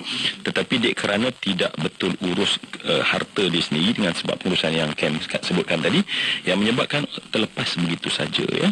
Jadi rakan usrah yang dikasihi sekalian, sekarang memang kita nampaklah betapa pentingnya kepada kita untuk melihat pengurusan harta ini, dan perlu kita sentiasa tambah dan kemudian macam Ken kata tadi lah, kadang-kadang tu tahu dah ya, tetapi dia punya nak sampai kepada bertindak itu kerana banyak sangat benda-benda, banyak komitmen lain ya. Sebab manusia ni memang suka dia bertangguh kan, sifat dia lah dia kata nantilah ya, dan akhirnya memberi kesan kepada ekonomi yang kita katakan, kesan pada orang, bahkan kesan pada diri kita sendiri ya. Jadi mungkin kan dalam 2 minit agaknya dulu sebelum kita break dulu ni, mungkin Cam sendiri yang macam nak kalau introduction kepada orang tu dia nak urus harta dia. Saya dengar tadi 4 ya, kekuatan kita tu semua bagaimana yang kita kata orang kata habits kewangan tadi kan. Cam sendiri macam kalau bercakap pada orang untuk satu word yang macam sedarkan dia tentang jom kita urus kita punya harta dengan baik. Ya, sebab harta ni bukan milik dia. Harta tu milik Allah. So maksudnya harta tu kita memegang amanah aja. Kalaulah kita terima harta tersebut, harta yang dipinjamkan, bagaimana kita pulangkan balik? Itu perkara yang sebenarnya kita kena ambil maklum, kesedaran pertama. Itu yang pertama. Dan kedua, kalau macam itu macam dalam tu kan. Tetapi kalau macam orang-orang layman, orang biasa, ada dia boleh sampai tak kalau bila kita katakan? So selalunya kalau layman selalunya ialah orang mereka yang merancang ni, selalunya mereka yang mempunyai tanggungjawab yang tinggi. Sebagai contoh ibu bapa, dan mereka yang ada anak, mereka yang mempunyai ketanggungjawabpan kepada orang yang sebenarnya mengantung hayat kepada mereka. Dan seringkali apa yang menjadi cabaran mereka ialah mereka mempunyai hasrat pembahagian tertentu kerana situasi keluarga, kerana keperluan-keperluan keluarga yang tertentu, yang istimewa sebagainya. So bila kita bertanya apakah hasrat dia, apa sebab perancangan yang terbaiklah perancangan yang bermula dengan perakhiran. Kan? So macam ni dia nak lepaskan. Saya kata saya dah bagi rumah ni, saya nak bagi rumah ni kat isteri saya dan sebagainya. Bila kita tanya kan bagaimana dia bagi, saya dah cakap kat dia dah, yang ini awak punya, yang ini Along punya, yang ini Angah punya. So di sini yang sebenarnya kita lihat, okey, niat tu ada, tetapi daripada sudut pelaksanaan akan ada masalah. Kenapa? Sebab ada daripada sudut hukum dan daripada sudut perundangan. Kan, kalau dia bercakap begitu, contoh ayah mati nanti atau abang mati nanti, ni rumah ni untuk awak, untuk isteri dia. Tapi itu dah bersifat wasiat, tapi sebenarnya nak bagi kepada isteri dia sebagai pemilikan dia semasa hidup, sebagai contoh. So dia patut guna kaedah hibah. So di situ yang kita memberikan kesedaran kepada mereka, memberikan pembentangan supaya dia faham, apakah itu pewarisan, siapakah sebenarnya waris faraid. Kan, kadang-kadang dekat waris faraid sendiri itu pun dia sudah keliru. Bila kita tanya, okey, siapa waris faraid? Isteri saya dan anak-anak saya. Tapi sebenarnya ibu dan ayah masih hidup lagi. Bila sebut anak-anak, dia ada anak perempuan saja. Ibu dan ayah tak ada, adik-beradik 8 orang. So apabila dia sudah pun menyatakan dalam keadaan mana yang ini awak punya, yang ini anak punya, tetapi ada orang lain yang sebenarnya berhak ke atas harta yang ditinggalkan selepas kematian, maka berlakulah pertembungan di situ. So di sini yang kita nak elakkan supaya keperluan-keperluan itu tadi tu boleh dilaksanakan berdasarkan syarak dengan melakukan perancangan semasa hidup menggunakan instrumen yang memang telah dirandaskan dalam Islam, mengikut keperluan-keperluan mereka. Even though kalaupun faraid pun, faraid tidak boleh terlaksana dengan sendirinya, sebab dia ada proses perundangannya yang perlu diambil kuasa, yang perlu kemudian diuruskan dengan pendaftar harta. Kan siapa yang nak keluarkan, siapa yang nak pergi ke JPJ tukar nama? Kalau faraid tu kata, contohnya warisnya 5 orang, yang boleh didaftarkan di JPJ 1 nama aja. So bagaimana pelaksanaan faraid itu perlu berlaku? Adakah perlu ditaharuskan, dilepaskan bahagiannya, atau perlu ditebus pusakanya? Dan ini yang sebenarnya masyarakat tak tahu, orang Islam, pemilik harta tak tahu. Oleh atas dasar itu dia menjadi permasalahan. Sebab itu dia kena faham perbezaan instrumen-instrumen. Okey, Masya Allah ya. Jadi bicara pendek macam tak selesai kan. Tapi cukup untuk menjentik sedikit kesedaran yang kita harapkan kepada rakan-rakan usrah, saya dan kita semualah ya. Sebab kita tahu bahawa andai kita alfa leka, sebab kita tak tahu apa yang berlaku nanti. Dan kemudian impian baik, niat baik tadi banyaknya tidak menjadi baik, menjadi fitnah yang lebih dahsyat kemudiannya ya. Sehingga akhirnya macam kita katakan, anak-anak, kita biarkan anak-anak kita bersengketa dengan sebab kelemahan kita sendiri ya. Jadi ayuh kita semua bersama insya-Allah, dan semoga petang Jumaat ni lah, saya kira selalu kita dah sebut selawat kan. Jadikan selawat tu tenang sikit hati-hati kita kan. Dengan selawat dengan tenang itulah insya-Allah, ya Allah bantulah setiap kami semua dalam kami menguruskan harta yang Engkau pinjamkan kepada kami, hakikatnya tadi kan, dengan sebaik-baik mungkin insya-Allah, agar kami senang nak jawab soalan nanti ketika berdiri di hadapan-Mu di hari akhirat nanti insya-Allah. Insya-Allah. Amin amin ya rabbal alamin. Alhamdulillah. Terima kasih Ustaz, dan terima kasih kepada ahli usrah di konti. Terima kasih kepada ahli usrah di luar sana. Dan untuk waktu ini kita akan berehat seketika. Kita akan kembali selepas ini. Untuk anda, jangan lepaskan, jangan putus selawat. Bersama-sama banyakkan berselawat untuk Nabi Muhammad SAW untuk petang ini. Dan insya-Allah bersama Usrah Nurani akan kembali selepas ini. So setia bersama kami hanya di Kembali Inspirasi Kim FM, inspirasi utama anda. Rebut peluang jana pahala berterusan dengan Wakaf ASNB. Dapatkan hadiah menarik apabila anda berwakaf di MySNB sempena kempen Seikhlas Wakaf ASNB sah sehingga 31 Disember. Mulakan wakaf anda bersama ASNB. Info di asnb.com.my, tertaluk terma dan syarat. Mulakan wakaf anda bersama ASNB. Mak, kenapa bertongkat ni? Mak dah sebulan lebih sakit lutut ni, nak berjalan pun terseksa. Jom kita pergi Poliklinik Amal Medik. Kita dapatkan rawatan kat sana ya. Di Poliklinik Amal Medik kami prihatin atas masalah sakit sendi dan lutut anda. Hubungi 0163266005 untuk membuat temu janji di 13 cawangan klinik kami di sekitar Lembah Kelang. Layari www.amalmedik.com/iKim atau sebut iKim di kaunter klinik cawangan kami untuk menembus promosi rawatan. Melangkah lebih kuat dengan Amal Medik. Iklan ini diluluskan oleh Lembaga Iklan Ubat. IKIM FM, inspirasi utama anda.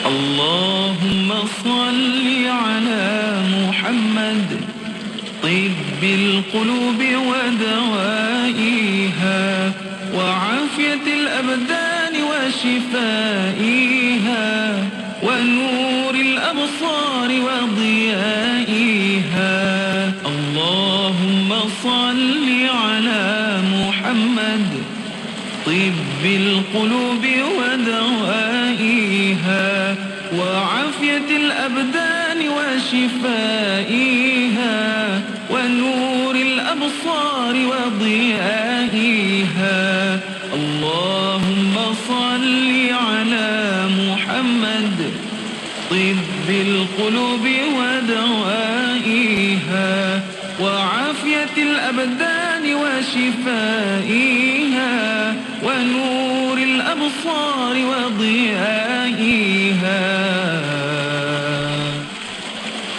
وعلى آله وصحبه وبارك وسلم. Ya Allah, berilah rahmat ke atas penghulu kami, Nabi Muhammad sallallahu alaihi wasallam, yang menjadi penawar kepada hati-hati, kesembuhan dan kesejahteraan badan, juga cahaya penglihatan. Dan berilah rahmat, keberkatan serta kesejahteraan atas keluarga dan sahabat-sahabatnya.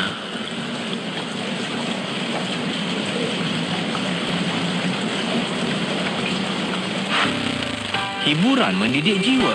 Sebelum tiba indah, sedih sebelum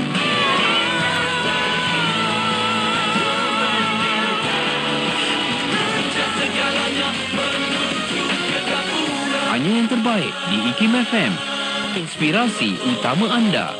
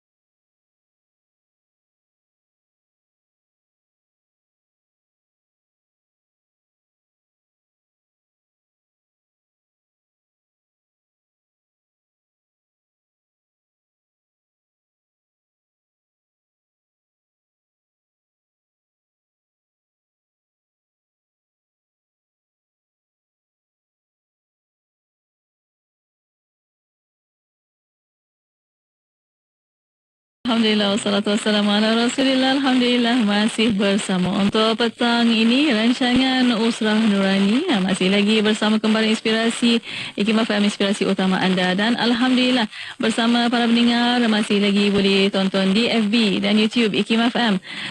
Untuk perkongsian, ada pencerahan, komen dan sebagainya, boleh hantarkan melalui WhatsApp konti 01129004 dan juga boleh tinggalkan di FB dan YouTube IKIM FM.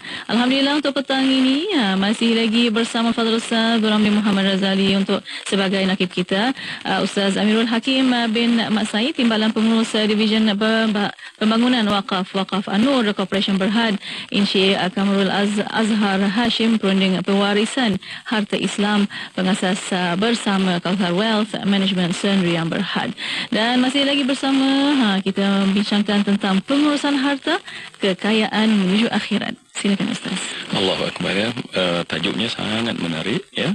Tapi bermula daripada mengurus ya, sebab manusia ni bila dia kadang-kadang bila urus tu dia macam dia ada stuck sikit. Dia ada kemahuan, tetapi bila dia pergi mengurus perlu kepada skill ya, kemahiran dan ilmu yang jelas tentang dia. Jadi insya-Allah rakan Usrah kita sambung lagi perbincangan kita, tapi ada satu komen di WhatsApp elok kita respon. Ada satu komen di WhatsApp Konti pada waktu ini yang katanya, saya tertarik dengan tajuk Usaha Nurani mengenai wasiat dan faraid wakaf petang ini. Melalui pengalaman berusaha mengenai perkara ini, pada pendapat saya bukan tiada kesedaran mengenai perkara ini, tetapi masalah kemampuan untuk menyediakan bayaran, pendaftaran dan lain-lain syarj yang dikenakan agak tinggi, melibatkan ribuan ringgit. Mungkin ada perkongsian daripada panel dan juga Ustaz. Baik, Masya Allah ya. Tadi kalau Cam kata, Alhamdulillah daripada 0.2% itu kesedaran, dan kemudian kita dapat feedback sekarang ni, maknanya Alhamdulillah kesedaran tu ada, walaupun kita tahu dalam jumlah yang masih kecil. Namun mungkin ada satu isu di sini yang mungkin ada idea daripada pengalaman Ustaz sendiri dan Cam sendiri, bagaimana mungkin boleh memberi satu penjelas atau pencerahan. Kami nak buat tapi mungkin kami nampak kosnya begitu tinggi, menyebabkan itulah menyebabkan tertunda-tunda pengurusan. Ustaz mungkin respon dulu. Terima kasih bagi puan ataupun tuan yang bertanya soalan tadi, soalan yang baik. Memang kita tidak nafikan isu berkenaan dengan kos ini satu perkara yang terkehadapan lah, yang dijadikan dilema dalam masyarakat kita. Cuma mungkin secara langsung kita boleh cadangkan kepada masyarakat. Yang pertama, tidak semua keadaan yang kita nak buat wasiat, hibah dan sebagainya itu perlu dibayar. Yang kita lihat sebagai contoh, kalau dilihat berdasarkan kepada bantuan daripada majlis-majlis agama Islam, yang penting sekarang ni adalah seperti mana kita bincangkan awal tadi, isu kefahaman itu dahulu. Kalau sekiranya kita faham secara keseluruhannya bagaimana untuk pelaksanaan, walaupun ia penghujungnya nanti perlukan ada kepakaran-kepakaran itu sendiri, tetapi setidaknya dia mampu untuk memudahkan bagaimana untuk kita menguruskan harta tersebut. Sebagai contoh, ada majlis agama Islam yang menawarkan produk-produk yang khusus sebenarnya untuk kita merancang harta kita dengan kos yang mungkin lebih murah berbanding dengan yang berada di luar. Sebagai contoh yang lain, kita juga boleh cari, kita sebutkan dapat konsultasi secara... Contohnya, Ustaz kata tadi, sekarang ni kita ada majlis agama. Ya. Kalau pengalaman Ustaz sendiri di Johor. Okey, kalau di Johor, kaunter mana? Maknanya mungkin kawan-kawan kita mungkin akan gunakan yang sama di majlis agama di negeri lain-lain kan? Di mana nak pergi bahagian apa tu? Kalau kita ikutkan sebenarnya proses konsultasi ini sebenarnya boleh dapatkan di majlis-majlis agama Islam. Sebenarnya ada majlis agama Islam yang buat, ada majlis agama Islam yang tak buat. Okay. Tak mengapa isu tu, tapi saya lihat isu ini adalah mungkin juga di situ ada orang yang berkeahlian dari sudut. Sekarang ni sebenarnya dah banyak juga badan-badan bukan kerajaan juga, NGO, persatuan-persatuan pewarisan sebenarnya yang menawarkan khidmat untuk konsultasi untuk kefahaman awal terlebih dahulu. Sebab kadang-kadang kita tak move terus kepada isu untuk kita bayar dan sebagainya, untuk kita faham dulu. Ada bagian orang yang sebenarnya dia tak sesuai untuk buat wasiat. Ada orang yang dia tak sesuai untuk buat hibah. Mungkin dia faham dia sesuai buat hibah, tapi sebenarnya dia tak sesuai untuk buat. Jadi dia tak melibatkan kos untuk keseluruhannya kalau contohnya benda itu tak sesuai dengan dia. Jadi pendapat peribadi saya untuk dilihat isu ini, kita fahamkan dulu individu tersebut instrumen apa yang perlu digunakan terlebih dahulu sebelum dia pergi kepada isu charge tadi. Itu yang saya nampak untuk sebab mungkin kefahaman dia sama macam orang kata kalau nak pergi ke lawyer, pertama sekali kena bayar lawyer fee tersebut, menyebabkan akhirnya ramai orang tak jadi. Mungkin Cam sendiri nampak mungkin bantu pencerahan pada puan ke yang tanya tadi. Ya, betul. Saya setuju dengan apa yang Ustaz cakap tadi tu. Dalam isu pewarisan ni, dia ada dua bahagian. Pertama adalah isu perancangan, kedua adalah isu pengurusan. Perancangan ni masa hidup tu dia dah rancang, dan kemudian urus tu maknanya apa berlaku selepas kematian. Bila sebut pasal kos ni sebenarnya dia berbeza-beza, sebab dia sama ada dia boleh dapat daripada perkhidmatan daripada pihak yang menyediakan perkhidmatan, ataupun waris sendiri boleh buat. Ni kita sebut pasal kos ni. Bila waris sendiri boleh buat, lebih murah lah, sebab kos tu dia yang dapat harta, dia yang uruskan, so tak ada kos lah daripada sudut si waris tadi tu. So okey, contohnya tiada perancangan dibuat, berlaku kematian kan? So maka apa yang waris boleh buat? Kos dia. Maka waris boleh pergi berurusan dengan autoriti untuk mendapatkan surat kuasa mentadbir. So di sini yang kos tadi tu waris yang kena buat lah. So kalau katakan contoh harta di bawah 5 juta, dia akan berurusan dengan pejabat pusaka kecil sebagai contoh, atau lebih daripada 5 juta dia akan pergi ke mahkamah. Bila dia pergi ke pejabat pusaka kecil, waris sendiri boleh memfailkan borang A, permohonan untuk mendapatkan kuasa. So maknanya daripada sudut kos tadi tu tak ada apa-apa kos, hanyalah kos untuk dia bercuti, untuk dia buat carian, untuk dia pergi bagi ke pejabat, dia panggil perbatuan dia dan sebagainya, itu kos tu dia tanggung sendiri. Cuma sampai kat pejabat pusaka, apabila ada bicara nanti dia akan ada charge 0.2% yang perlu dibayar ke kerajaan lah, mengikut nilai harta yang dibicarakan. Itu kos yang memang wajib kena bayar. So daripada sudut situ, waris yang absorb the cost tadi. Kalau dia pergi ke mahkamah tinggi daripada sudut pengurusan harta pusaka tadi tu, disebabkan harta dia melangkaui jumlah 5 juta, maka di sini yang diperlu ada peguam untuk proses di mahkamah. So di situ yang akan ada kos, dan di kos itu berbeza-beza mengikut perkhidmatan yang disediakan oleh peguam ataupun syarikat amanah yang menyediakan perkhidmatan. Ada yang based on submission, ada yang based on percentage of nilai harta dan sebagainya. Itu daripada sudut pengurusan. So kalau nak jimat kos, maknanya waris boleh uruskan sendiri, tapi tertakluk kepada jenis harta tadi, sama ada harta tadi nilai ini kurang 5 juta ataupun lebih 5 juta. Dan kalau dia nak merancang pula, dan kita kena lihat daripada sudut apakah hasrat si pemilik tadi dari sudut agihannya. Katakanlah for example dia hanya nak mengagihkan mengikut formula faraid, maka apa yang perlu ialah, sebagai contoh, dia perlu dokumen pelantikan wasi saja jika hartanya melangkaui 5 juta. Kerana proses itu akan memudahkan di mahkamah tinggi. Kalau kat pejabat kuasa kecil tak perlukan penyediaan dokumen daripada sudut pelantikan wasi. Tapi yang penting sebenarnya untuk dia merancang ialah daripada sudut dokumentasi dokumen pemilikan harta itu yang nak kumpul. Itu dia kena buat sendiri tu. Kan? Kalau dia nak lantik wasi pun contohnya tadi tu, dia pun boleh menggunakan dokumen wasi yang sebenarnya dia boleh dapat daripada download daripada internet je. Sebenarnya yang itu pun ada juga pelantikan wasi, kerana dokumen pelantikan wasi adalah dokumen yang diperlukan yang memudahkan urusan di mahkamah tinggi. Now, jika dia memerlukan instrumen perancangan yang lain, sebagai contoh dia nak menggunakan hibah, maka di sini dia memerlukan kaedah yang lebih jitu lagi. Sebab hibah ni dia ada rukun-rukun dan syarat-syaratnya. Kalau dia tak buat cara betul, ada kemungkinan hibah tu tak jadi hibah, dia jadi hibah nanti, sebab dia mungkin jadi wasiat instead, kerana akad-akad yang digunakan kat dalam tu tidak menepati rukun-rukun tersebut. Dan ada banyak kes yang dia buat sendiri kat situ, dan apabila berlakunya pertembungan selepas kematian, cabar-mencabar, bawa ke mahkamah, tak dapat disahkan, tak jadi hibah. Itu jadi hibah tu, Ustaz. So maka di situlah adanya penyedia-penyedia perkhidmatan dekat luar sana yang memberikan dokumen-dokumen dan kos-kos penyediaan tersebut. Kan? So di situ yang ada banyak lagi instrumen lain seperti instrumen amanah. So ada kos-kos yang terlibat. Tapi secara umumnya ialah dia berbeza-beza mengikut situasi si pemilik harta tadi dan harta yang dimiliki. Sebab kalau katakan harta di bawah 5 juta, maka kos tu kalau dia tidak mahu kos itu dibayar dan mahu pihak lain yang membantu menguruskan harta tersebut, dia boleh berkomunikasi dengan warisnya supaya warisnya boleh menguruskannya sendiri. So hanya banyak opsi ke situ. Sebab tu dalam sesi perkongsian kita, bila kita berkongsi dengan masyarakat, berkongsi ilmu, kita boleh tahu situasi-situasi ini supaya mereka ambil maklum dan mereka boleh membuat pilihan yang terbaik. InsyaAllah ya.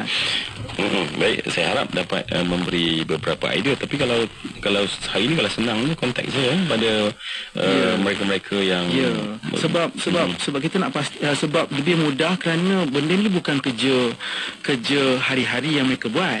So apabila perancangan harta dia melibatkan hukum, melibatkan perundangan, dan melibatkan undang-undang harta pula yang berbeza-beza. Contohnya tanah lain, bank lain, kenderaan lain dan sebagainya. Ada kemungkinan dia akan menjadi kekeliruan di situ.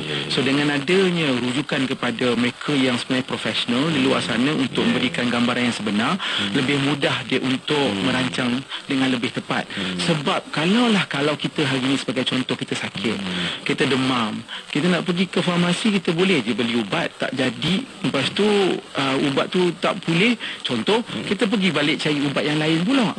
Tapi dalam pewarisan kita tak ada second chance. We have to do it right. and do it properly. Jika perkara yang perlu dia uruskan semasa hidup, mestilah ada form of communication kepada ahli waris supaya dia tak keliru, dia jelas.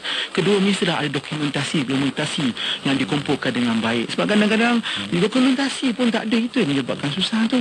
So dengan adanya khidmat nasihat ini, tadi ada satu tanya, dia kata ayah dia bagi A4 dan kat itu adakah termasuk dalam yang pertama form of communication tadi? Sedikit Hanif kata tulis di pen atau kertas dia berikan sebagai hartanya. Adakah ia sah? Apa yang ayah tulis kat atas kertas tu, itu yang sebenarnya merisaukan. Kalau ayah tulis senarai aset-aset dia, okeylah tu. Tapi kalau ayah tulis senarai aset-aset dia, lepas tu ayah tulis pula yang ini Along punya, yang ini Angah punya dan sebagainya, maka dari situ yang sebenarnya kita nak kenal pasti ini adalah bersifat wasiat ke, bersifat hibah ke, kan, ada nilai atau tidak pasti sebab kalau dia bersifat wasiat, dalam Islam wasiat kepada ahli waris tak ada. So bila dah nak ikut wasiat, waris-waris kena bersetuju. Kalau yang waris lain tak bersetuju dengan pembahagian tadi, maka kembali kepada faraid. Tapi kalau dia bersifat hibah, adakah dia memenuhi rukun-rukun tadi? Adakah dia ada pemberinya, penerimanya? Adakah dia mempunyai harta itu memang betul milik dia atau milik bersama atau milik atas nama orang lain dan sebagainya? Dan yang ketiga, ada tak dia punya sirah dia, ijab dan kabul, kabat dia, maknanya pembuktian penyerahan tersebut ada ke tak? So bila benda tu tak ada, maka bila dibawa ke mahkamah dalam kes pembahagian harta ni, bidang kuasa ni mahkamah syariah, maka akan timbul isu yang mana daripada sudut keabsahan hibah itu. Yang di situ yang sebenarnya kita nak pastikan, bila dia buat dengan tepat dan boleh dilaksanakan, bukan sekadar hanya sekeping kertas saja. Saya nampak dia komen di situ, isu komunikasi tadi tu satu benda yang penting. Ustaz dan juga Adik Nusrah sekalian, antara masyarakat kita tak suka bincang isu berkenaan dengan kematian. Sedangkan di sisi agama kita, perkara ni perlu dijadikan, saya gunakan istilah rutin, supaya diingatkan dari sudut persediaan amalan, satu perkara yang sangat penting. Tapi dari sudut kehartaan ni, dia jadi macam satu benda yang sensitif. Sampai satu istilah dikeluarkan dalam masyarakat kita, tanah kubur masih merah. Sedangkan dalam pewarisan, kita nak secepat mungkin diuruskan kerana isu-isu yang kita bincangkan tadi. Jadi sebagai contoh juga, balik pada soalan yang tadi, saya lihat juga sebenarnya inisiatif untuk ahli waris, kadang-kadang untuk yang tak berkemampuan dan hartanya mungkin sedikit, tak sampai pun juta-juta tadi, dia nak tahu siapa ahli waris sahaja. Sebenarnya Majlis Agama Islam Selangor sebagai contoh, kita boleh masukkan jumlahnya berapa di situ, ahli warisnya di situ, dan adanya kita sebutkan seakan-akan sijil keluar dan boleh jadi rujukan. Jadi itu tak ada kos sebenarnya. Jadi kita dapat lihat sebenarnya isu masyarakat kita ini kena cari alternatif yang ada berdasarkan kepada apa yang dah tersedia pada kita. Dan isu harta perlu dibincangkan secara kerap. Sampai kadang-kadang kita sebut hari raya orang berkumpul ramai-ramai ni, mungkinlah menyalahi adat, tapi kita sebutkan kalau sekiranya ayah meninggal dunia, kita bincang sekarang ni harta kita nak diselesaikan macam mana, fahamkan. Dan kadang-kadang kita sebutkan dalam masyarakat kita, bila berlakunya kematian, perkara yang lain kita selesaikan, tapi cari orang yang berkeahlian untuk menyebut berkenaan dengan harta, menyebut berkenaan harta, sebab ia satu benda yang sangat penting supaya isu berkenaan dengan anak yatim dan menguruskan tadi itu dapat dimudahkan setidaknya. Maknanya mungkin contohnya lah si ayah ya, ayah boleh bayangkan ketika dia tak ada, kemudian harta tu diperbincangkan berbanding dengan ayah ada, anak-anak ada, kan, tentu dia punya kesan cerita tu berbeza kan. Dan kemudian katalah ayah dengan pakar yang bercerita atau seorang yang kaunselor tentang itu, jadi Ustaz bagi cadangan yang bagus sebenarnya. Maknanya panggil berbincang ketika kita ada, berbeza dengan ketika tak ada, dan kemudian menjadi sesuatu yang berbeza. Sebab itu ayah pasti sebagai tonggak tonggak tak ada, maka dalam perkara yang itu berlaku lah ya. Baik, kita sebenarnya kalau kita punya fakta kata ya, sebab kebetulan saya pun bukan orang dan tentulah kalau nak cerita semua tentang wasiat yang tadi mungkin banyak lagi, tetapi bagus untuk kita mula berfikir dengan beberapa saranan tadi. Namun kalau secara khusus kita ada namanya wakaf ini, kelebihan dia lah kita kata ya, supaya ramai yang rasa bahawa sebuah harta kita tu memanglah jadi milik kita, sehingga kalau harta dia mati, justru daripada milik kita harta yang kemudian niat nak wakaf tapi tak ada pembayaran dia, akhirnya dengan waktu kita yang menjadi amal dia dan dia Allah. Isu berkenaan dengan kita menguruskan harta sendiri kepada kita bincangkan ini. Satu benda yang masyarakat kita kena ambil faham juga dari sudut kita menguruskan harta untuk diri kita sendiri, untuk ke arah sana. Jadi pada satu dekat ini sepertinya adalah kita berwakaf dengan sekadar yang kita mampu, tetapi di sana yang betul-betul memberikan manfaat kepada masyarakat. Kita suka untuk tekankan kepada masyarakat cari perwakafan ataupun sektor yang sangat kritikal yang masyarakat kita perlukan. Sebagai contoh mungkin kalau isu dengan masyarakat kita yang suka mewakafkan Al-Quran, satu benda yang bagus, tetapi adakah perkara itu satu benda yang kritikal masyarakat kita perlu sesungguhnya sebenarnya. Sebab itu juga katanya kita pergi kepada segmen-segmen yang kritikal dalam masyarakat yang memerlukan bantuan untuk dari segi isu kesihatan, kesempatan pendidikan dan sebagainya. Dan sebenarnya tanjakan kepada apa yang kita lakukan kepada orang terbaik untuk masyarakat tersebut. Kita fikir dalam masyarakat dan kesempatan yang kita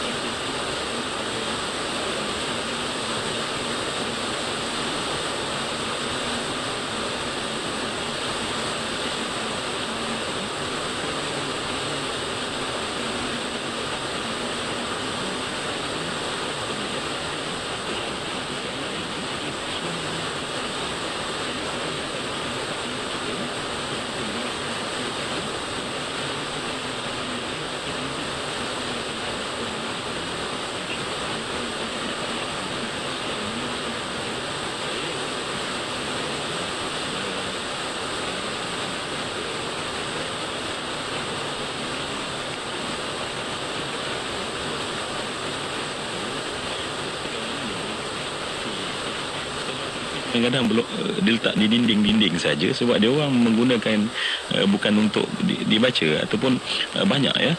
Dan saya sangat bersetuju dengan Ustaz dan saya yakin rakan-rakan usrah juga bersetuju ya. Ada benda-benda yang kritikal yang memang diperlukan oleh umat sedang merengsa memerlukan perkara tersebut. Dan dalam agama kita ada satu daripada harta kita, kalau kita seorang mungkin tak selesai, tetapi dengan bila kita letakkan kepada satu tempat, dikumpulkan sampai menjadi tenaga yang mampu menyelesaikan isu kritikal tersebut, cuba bayang impak pahalanya tentu lebih baik ya. Sebab kan kita tahu semua bahawa Nabi ditanya tentang ayun nas ahabbu ilallah, manusia mana yang paling disayangi oleh Allah. Jadi Nabi menyebutkan dengan jelas bahawa ahabbun nas ilallah anfa'uhum linnas, manusia yang paling disayangi oleh Allah siapa manusia yang paling boleh memberi manfaat. So kalau isu kritikal kita wakafkan ya, bukan sekadar main wakaf saja, tetapi kita juga bijak dalam memilih untuk wakaf ni kan. Mana isu kritikal, mungkin klinik, hospital, saya mungkin kalau kita tengok ramailah mana-mana yang penting yang kritikal ini, dan itu saya kira patut memberi keutamaan dalam perancangan harta kita supaya ini memang untuk simpanan kita, bekalan kita yang sebenar. Dan apatah lagi Ustaz sebutkan tadi tentang mak ayah kan, setiap hari Allah tengok kita sebenarnya apa buat baik kita pada mak ayah yang kita lakukan. Kita je tak perasan. Orang selalu berkata ayah mak dah mati ya. Hubungan dengan ayah dan ibu tidak pernah putus dengan sebab kematian ibu ayah. Yang hanya putus setelah kita mati sahaja. Selagi kita hidup, apa benda baik pagi ni, hari Jumaat ni, apa yang kita buat baik untuk mak dan ayah kita. Kita buat benda lain, ya baik, tetapi apa yang lebih baik daripada seorang anak buat baik kepada ibu dan ayah ya. Dan ramai di kalangan kita yang ibunya telah meninggal, ayahnya dah meninggal. Daripada dia balik sampai ibunya meninggal, berapa kali ibu menangis, berapa kali ayah rasa kecewa dengan apa yang kita lakukan. Kalau begitu, Masya Allah, kita rasa kita ada masalah sebab tak berbuat baik ketika mereka masih hidup. Tetapi dengan ada wakaf, Masya Allah, kita boleh lagi ya. Boleh dengan apa yang Allah bagi, hari ini kita buat baik pada mak dan ayah kita. Pahala mengalir untuk dia, dan masya-Allah berkembang untuk kita juga pastinya ya. Baik camp sendirilah masya-Allah ya, dalam mengajak orang lah untuk menyimpan, kita kata pengurusan harta ni supaya dia tak menjadi fitnah, itu pasti ya. Dan kemudian kesedaran yang kita kata begin with the end in mind tadi kan, bermula sesuatu pada pengakhiran kan. Macam mana nak bagi kesedaran ya, sebab kadang-kadang harta kita banyak habis dengan dengan benda-benda yang sia-sia, lara ya. Dan itu merugikan kita dunia dan akhirat kita. Mungkin sesuatulah daripada camp sendiri. Ya. Kalau kita recall balik apa yang Ustaz cakap tadi, saya suka analogi balon tadi. Ustaz cakap analogi balon tadi kan. So balon tadi seumpama macam harta kita pegang kan. Dan kita dah lebih awal kita dah rancang dah. Ya, ini balon untuk ni, ini balon untuk isteri, anak-anak, ibu bapa dan sebagainya. Dan ada juga balon yang dilepaskan. Balon itulah balon wakaf tadi. Dia mana dia simpanan dia untuk akhirat dia kan. Dalam itulah, so apabila dia merancang, dia sebenarnya dia berbalik semula kepada kasih sayang kan. Sayang kepada diri. Sebab apa? Sebab tak mau harta tu menjadi beban kepada dia. So supaya hutang, harta yang ditinggalkan, dirancang supaya hutangnya dijelaskan, dibayar. Berapa ramai waris kita yang tahu macam nak uruskan. Kalau hari ni cabaran yang saya jumpa ialah bila nak merancang ni, nak kumpul dokumen sahaja pun menjadi sesuatu yang sangat sukar bagi pemilik harta. Bayangkan kalau dia pergi kan, bagaimana waris tadi nak uruskan, dokumen pun tak tahu nak mula kat mana. So bila dia sayang kepada diri dia akan uruskan supaya mempermudahkan. Yang kedua, dia mempermudahkan waris-waris ni. Sebab kita tahu pewarisan adalah punca kekayaan. So maka bila dia rancang lebih awal, maknanya sebenarnya dia sayang keluarga dia kan? Dan kemudian memudahkan urusan tadi tu supaya mereka boleh teruskan dan beri dan tadi itulah dia boleh berinfak, bersedekah dan sebagainya. So pesanan saya sebenarnya ialah rancang kerana sayang. Sayang kerana untuk diri sendiri, untuk supaya jadi saham akhirat dia, supaya tak menjadi fitnah. Sayang kepada ahli keluarga dan sayang juga kepada masyarakat, sebab harta tersebut juga dapat dimanfaatkan melalui zakat, melalui wakaf, sedekah dan sebagainya. Ya. Baik, betul lah, akhirnya kata kunci kepada segalanya adalah kasih sayang kan. Sebab itulah Allah Subhanahu Wa Taala menyebutkan bahawa Ar-Rahman 'alal 'arsy istawa ya. Betapa tingginya daripada segala nama-nama Allah, sifat-sifat Allah, maka Ar-Rahman itu yang terulung dan terunggul. Begitulah juga dalam, kalau saya dapat petik apa yang disebutkan tadi, maknanya merancanglah. Kerana sebab bila sayang ni dia kita akan tahu kompartmen kan. Kita sayang untuk diri kita, nanti aku nanti di alam kubur di sana nanti ya apa jadi kan. Jadi kalau kita sayang pada harta kita, kita tahu harta kita kena simpan untuk kita, belon dilepaskan untuk wakaf kan. Masya-Allah. Dan kita sayang pada anak kita supaya anak-anak kita tak berkelahi, pecah belon-belon tu nanti akhir apa pun tak dapat kan. Kan, akhirnya pecah saudara, bahkan ada yang berbunuh-bunuhan wala iazubillah ya. Jadi benda inilah yang masya-Allah saya kata di atas rasa sayang, kasih sayang. Dan Ustaz pun sebut tadi, mukadimahkan kita pun berada pada ujung Rabiul Awal ya, kaitan tentang Nabi, dan kita akan dapat rasa bahawa Nabi itu tak lain tak bukan ya Allah, sifat sayangnya terhadap kita, sayangnya terhadap ummah begitu besar. Jadi rakan usrah, saya kira kita sampai ke hujung. Kami semua sedar, kami minta maaf sebab ada banyak daripada respon-respon untuk persoalan-persoalan, tetapi saya harap insya-Allah sama ada, kalau nak tahu kat mana ni, Google apa? Ya, boleh Google nama ya. Nama syarikat. Ataupun nama syarikat. Kalau di sini apa ni? Kauthar Wealth Management, Senang Berhad kan ya. Wakaf An-Nur senang je kan. Tapi Wakaf An-Nur contohnya sebab Kauthar Wealth ni adalah rakan strategik untuk Wakaf An-Nur ya. Ya, betul. Ya. Dan banyaklah macam yang Ustaz kata tadi, Ustaz Amirul katakan tadi, majlis agama, jabatan agama, itulah dia sebenarnya usaha-usaha yang mampu dibuat oleh kadang-kadang orang tak perasan ya, apatah lagi kalau ada usaha untuk memburukkan pula institusi agama, mencala dan kemudian meletakkan di atas, dipermainkan ya, diletakkan kemudian di media sosial supaya nanti boleh diparodikan akhirnya. Dan ini saya kira satu usaha buruk yang kita minta jauh daripada Allah Ta'ala, kerana kesannya adalah bukan kepada individu tetapi kepada institusi agama itu sendiri, ya. Kita sokong, kita bantu, kita betulkan dengan penuh, macam Kiam katalah, kasih sayang lah kan. Kalau satu benda tak betul, kita betulkan dengan kasih sayang, dia tidak akan mendatangkan mudarat yang lebih besar daripada apa yang kita nampak mudarat tersebut. Jadi rakan usaha yang dikasih sekalian, kami mohon maaf sebab banyak saya lihat minta spontan punya jawapan tapi tak tersempatkan pada masa ini. Saya doakan masya-Allah nanti ada jalan untuk terus, ya, sebab yang penting kesedaran. Kenapa ada soalan? Kerana dah ada kesedaran dalam diri kita. Maka naik ke another level untuk kita pergi kepada perancangan, ya. Banyak ni cerita selatan tai ayah kan. Seminat nak baca, minat nak jawab, tetapi kesempatan masa kita rakan usrah, maka kita tak dapat ianya bersama. Baik, alhamdulillah, terima kasih Ustaz Amirul, ya, terima kasih Kem. Selamat maju jaya, banyak kerja lagi nampaknya kena buat lepas ni kan. Rakan usaha yang saya kasih sekalian, kita benar-benar berada di penghujung dan memang harapan kita, apa yang kita bincangkan ini, seperti kata Nabi, kamu tidak akan bergerak dua tapak kaki kamu sehingga kamu akan ditanya tentang harta, bagaimana kita, maksudnya daripada mana datang ke mana dia pergi, maksudnya bagaimana kita menguruskan dia dengan sebaik-baik yang mungkin. Kata kuncinya adalah sayang, dan inilah yang kita nak bina benar-benar dalam hati kita semua. Kerana macam Ustaz kata juga tadi, wakaf sebagai contoh adalah harta kecil kita, tetapi kita masukkan ke satu instrumen yang kemudian ada pihak yang sinergikan harta yang sedikit tersebut tetapi membantu masalah-masalah kritikal kepada umat akhirnya. Masya Allah, ya.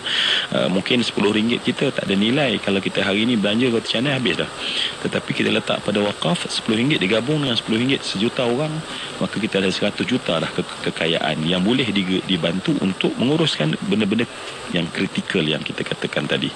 Kerana saya pun malu juga pada Spiderman, sebab dia selalu kata with the great power comes great responsibility, kan. Dia pun faham juga dalam ilmu tasawuf kan. Ketika bertambahnya orang kata apa dia, tanggungjawab, bertambahnya great power, sesuatu kuasa ataupun tenaga, apa sajalah, harta kan, makin bertambah sebenarnya adalah tanggungjawab, ya. Bukan kita, siapa-siapa yang kaya di kalangan ahli usrah, bukan untuk kita berbangga dengan kekayaan, tetapi berfikir untuk bagaimana Allah pinjamkan harta ni untuk kita bantu orang lain. Tiba-tiba saya teringat, saya pergi ke baru ni ke jumpa dengan seorang sahabat lah saya kira, ya.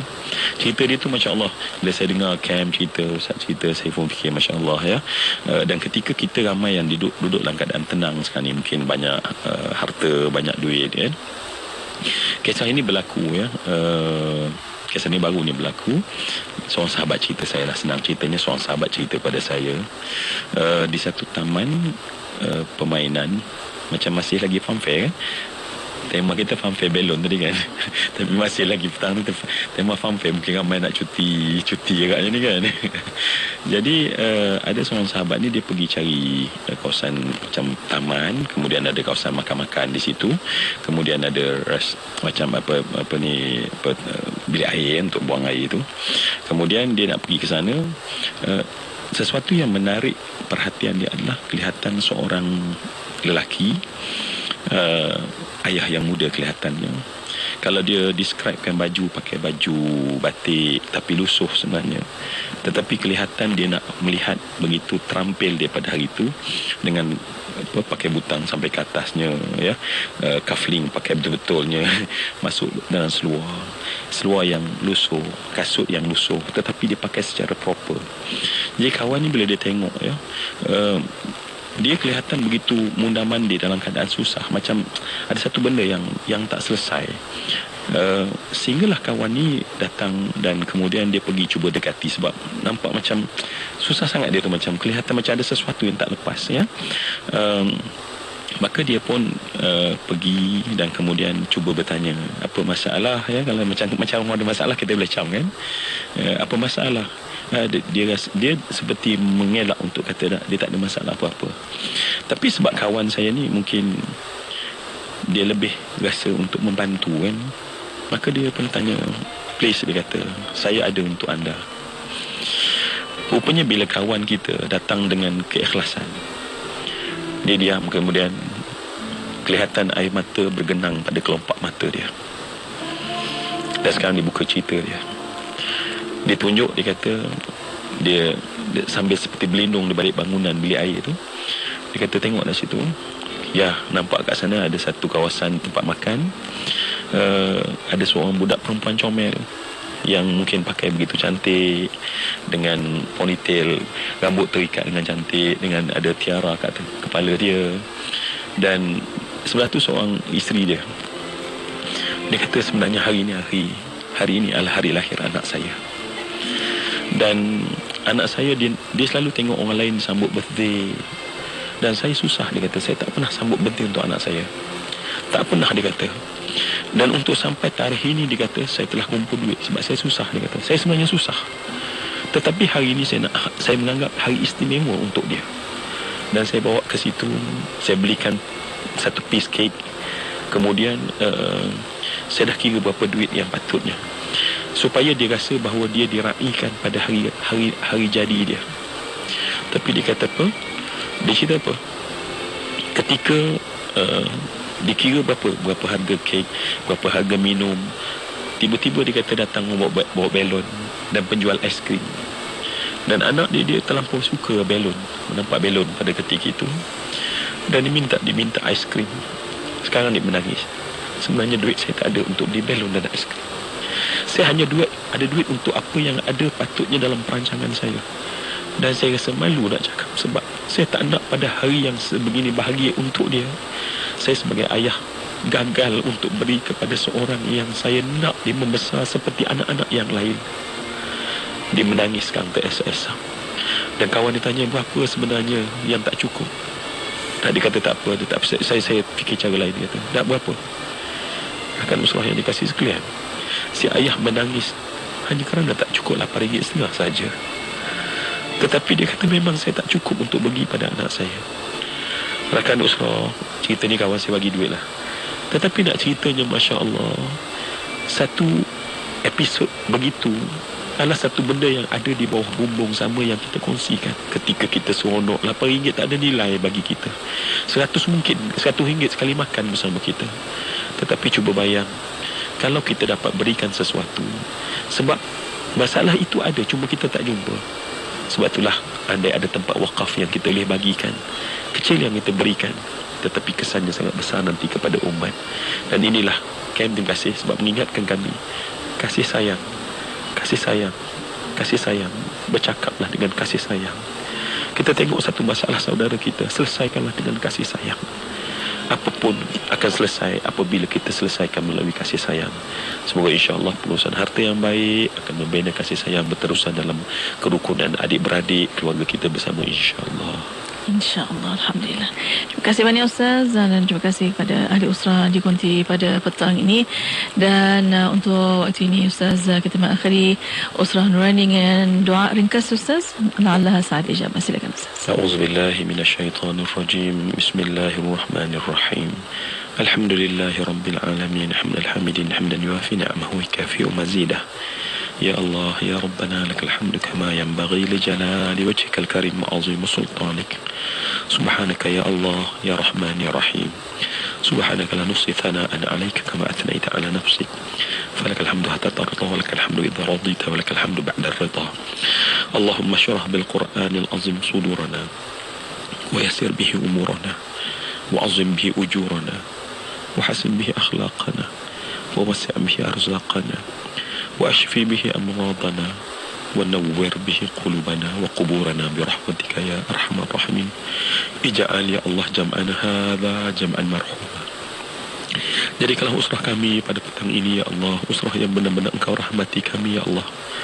Mulas ihsanlah kepada kami yang fakir ini dengan diberikan ilmu dan kesedaran ya Allah. Ya Allah, jadikanlah usrah ini dapat memberikan kami sebuah ilmu yang bermanfaat, kesedaran yang jitu dalam jiwa kami untuk kami bertindak ya Allah. Allahumma ya Allah ya Rahman ya Rahim, kami bercerita tentang amanah yang Engkau kurnia kepada kami, yang Engkau akan tanya balik kepada setiap daripada apa yang kami terima. Wahai Allah, berkatkanlah rezeki kami daripada susah payah kami mencarinya, ya Allah. Pandailah kepada kami untuk mengurusnya, ya Allah. Dan tidak keluar harta kami ini melainkan pada tempat-tempat yang memberikan manfaat kepada manusia dan kepada diri kami, wahai Allah. Jadikanlah, ya Allah, harta kami pertama memberi manfaat, ya Allah, kepada ibu ayah kami, wahai Allah. Kerana sesungguhnya kebaikan mereka tak pernah kami mampu untuk membalasnya, wahai Allah. Jadilah di kebaikan untuk keluarga kami, adik-beradik kami. Bahkan, ya Allah, jadikan diri kami sentiasa meletakkan harta kami untuk manfaat kepada ummah ini, wahai Allah. Ya Allah, tolonglah kami dengan harta ini, wahai Allah. Dan jadikanlah harta ini sesuatu yang akan menjadikan penyelamat kami nanti di hari akhirat nanti, wahai Allah. Ya Rahman, Ya Rahim, Tuhan yang maha pemurah lagi maha penyayang. Kami bermohon, ya Allah, pada saat ini ada di kalangan saudara kami yang sedang sakit, sembuhkanlah, ya Allah. Ada di kalangan saudara kami yang sedang terbelenggu dengan masalah keuangan, lepaskanlah, ya Allah. Ada di kalangan kami yang sedang terjarak hati dengan orang yang disayangi, satukan kembali, wahai Allah. Allahumma ya Allah, berilah pertolongan-Mu sebaik-baiknya, ya Allah. Tulislah siapa yang menalah tangan waktu ini namanya telah tercatat di pintu syurga-Mu, wahai Allah. Jangan ada walau seorang, bukan orang yang kami sayang, nama-namanya tercatat di pintu neraka Jahannam. Kami tak mampu menjerit kesakitan dalam neraka, dibakar dan diazab, wahai Allah. Rabbana zalamna anfusana wa illam taghfir lana wa tarhamna lanakunanna minal khasirin. Rabbana atina fid dunya hasanah wa fil akhirati hasanah wa qina adzaban nar. Walhamdulillahi rabbil alamin. Alhamdulillah rabbil alamin. Amin amin ya rabbal alamin. Terima kasih Ustaz Azul atas pertemuan untuk petang ini, perkongsian ilmu dan juga doa. Dan terima kasih juga kepada ahli usrah Ustaz Amirul Hakim, Encik Kamrul Azhar untuk petang ini bersama. Dan kita mengakhiri usrah Nurani pada petang ini dengan doa tasbih kafaratul majlis wa salatul asr. Subhanallah. Allahumma bihamdika asyhadu an la ilaha illa anta astaghfiruka wa atubu ilaik. Bismillahirrahmanirrahim. Wa la asrina insan fi khusr illa alladhina amanu wa amilus solihati wa tawassaw. Alhamdulillah. Dan untuk para pendengar, terima kasih kepada anda. Dan untuk anda yang terlepas siaran, boleh dengarkan Usrah Nurani insyaAllah setiap hari Ahad jam 8 pagi. Selamat berhujung minggu. Dan untuk anda terus setia bersama kami hanya di Kembali Inspirasi IKIM FM, inspirasi utama anda. Ikuti kami di X @ikimfm_my.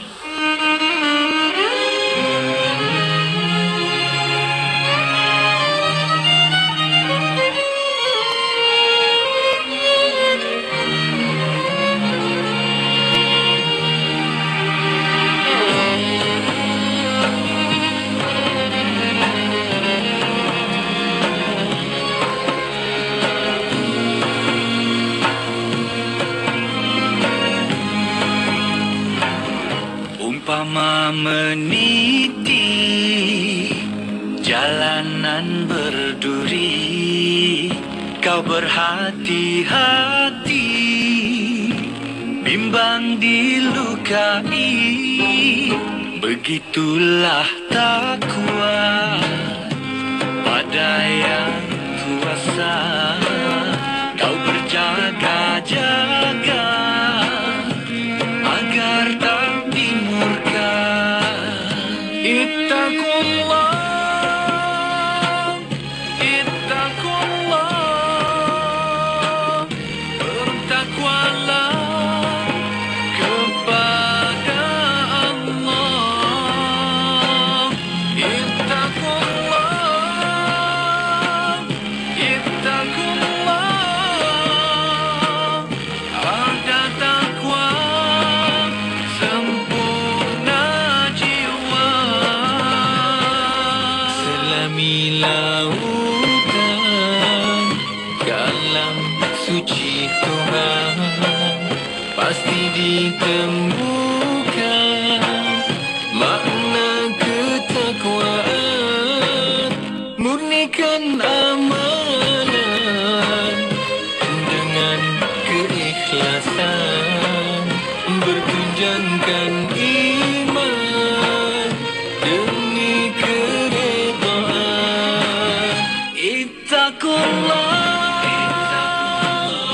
ittaqullah, bertakwalah kepada Allah. Ittaqullah,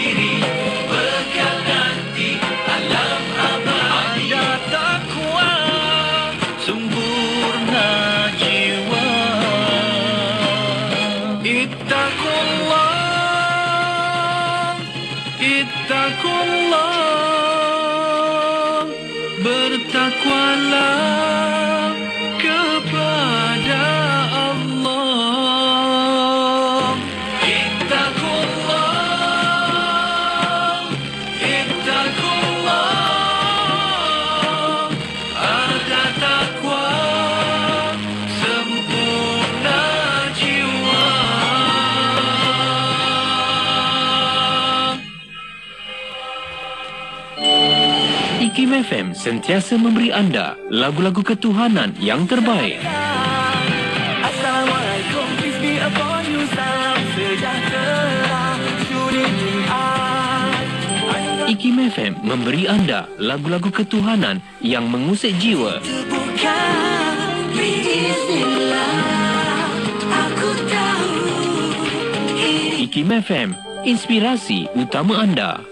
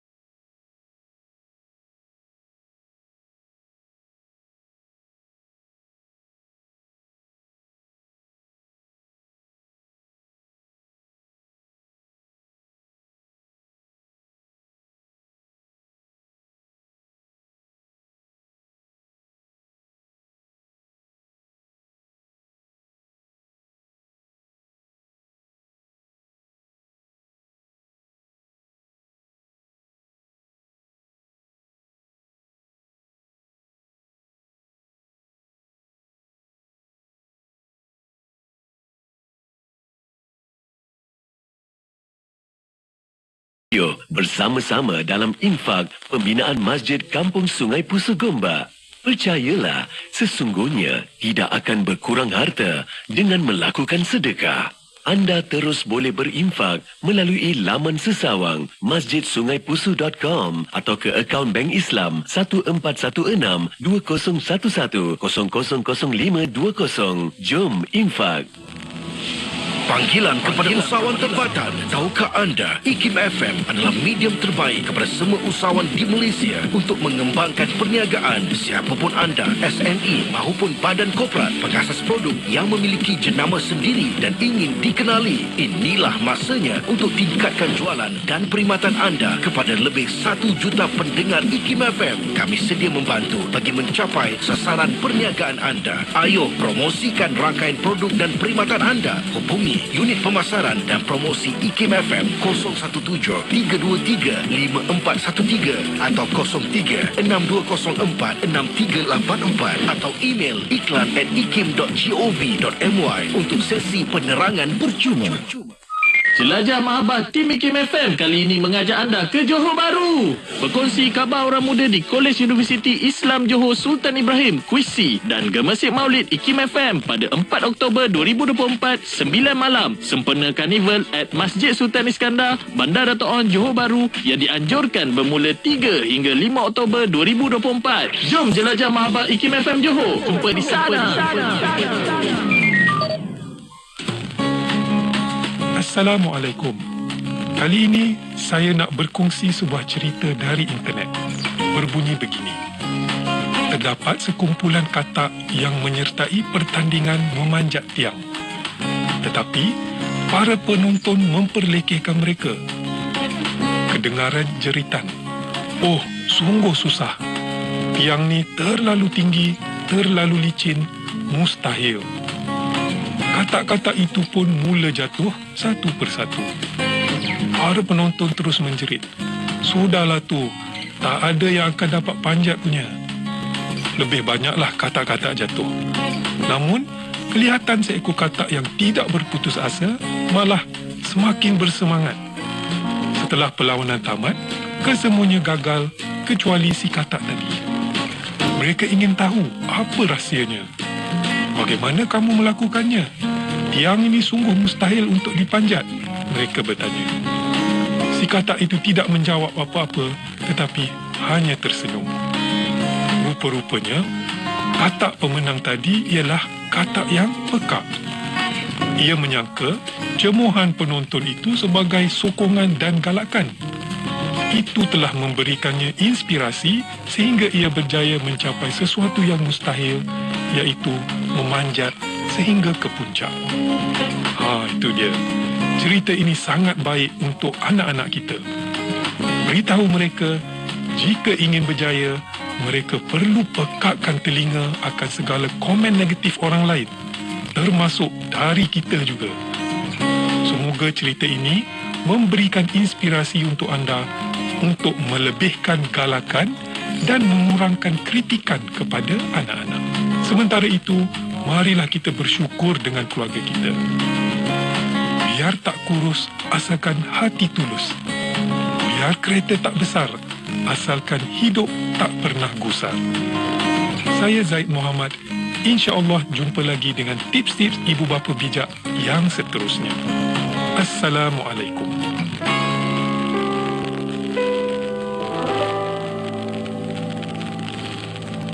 Keadaan politik negeri Terengganu pada zaman Sultan Omar, Sultan Terengganu ke-9, memberikan ruang kepada ulama ternamanya seperti Tuku Tuan Besar atau Syed Muhammad bin Zainal Abidin untuk memainkan peranan yang penting. Kepribadian tinggi dan akhlak mulia Tuku Tuan Besar menyebabkan beliau bukan sahaja disanjung oleh masyarakat tetapi juga dihormati keluarga diraja Terengganu. Sehubungan itu beliau dikurniai kedudukan istimewa dalam pemerintahan Sultan Omar.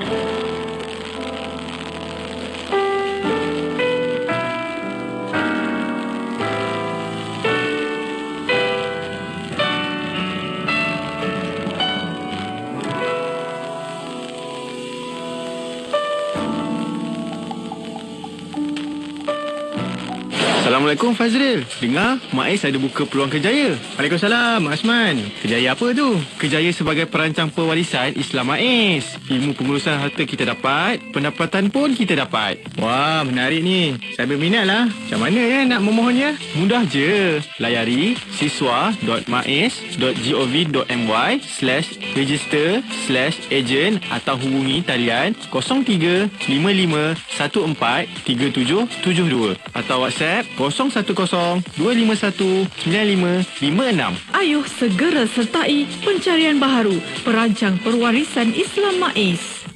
Mak, kenapa bertongkat ni? Mak dah sebulan lebih sakit lutut ni, nak berjalan pun terseksa. Jom kita pergi Poliklinik Amal Medik. Kita dapatkan rawatan kat sana, ya? Di Poliklinik Amal Medik, kami prihatin atas masalah sakit sendi dan lutut anda. Hubungi 0163266005 untuk membuat temu janji di 13 cawangan klinik kami di sekitar Lembah Kelang. Layari www.amalmedik.com/ikim atau sebut ikim di kaunter klinik cawangan kami untuk menembus promosi rawatan. Melangkah lebih kuat dengan Amal Medik. Iklan ini diluluskan oleh Lembaga Iklan Ubat. Ikuti kami di Facebook IKIM FM.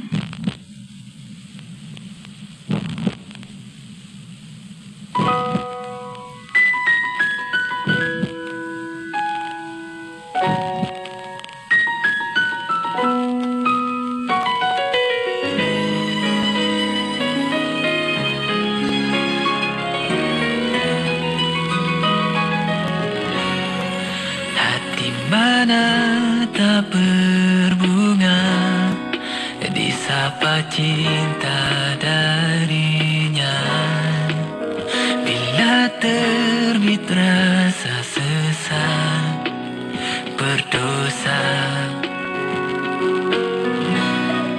Hati mana tak gembira bila dilabuhkan rasa ingin bersendirian bersamanya.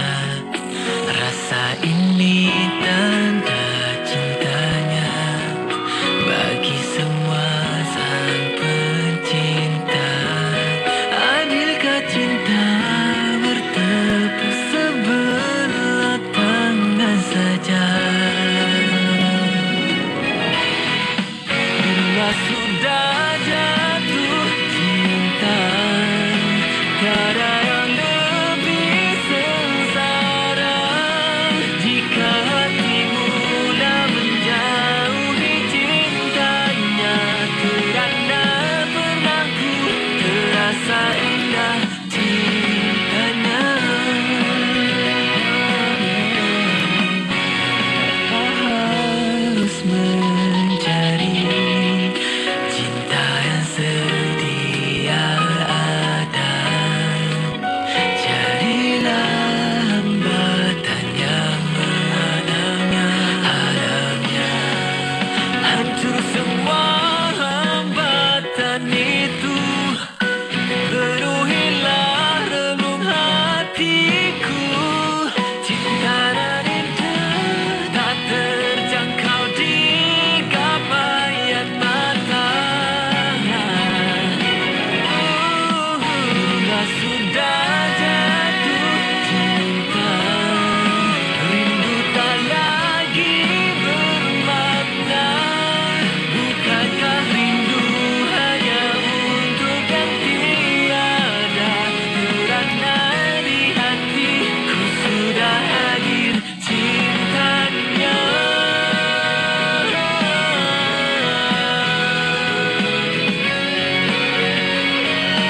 Bila sudah jatuh cinta,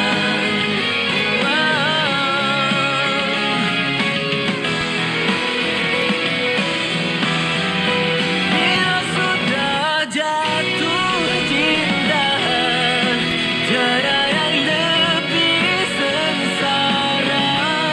Jika hatimu dah menjauhi cintanya, kerana pernah ku terasa indah cintanya. Oh, oh, oh, oh. Kerana pernah ku terasa indah cintanya.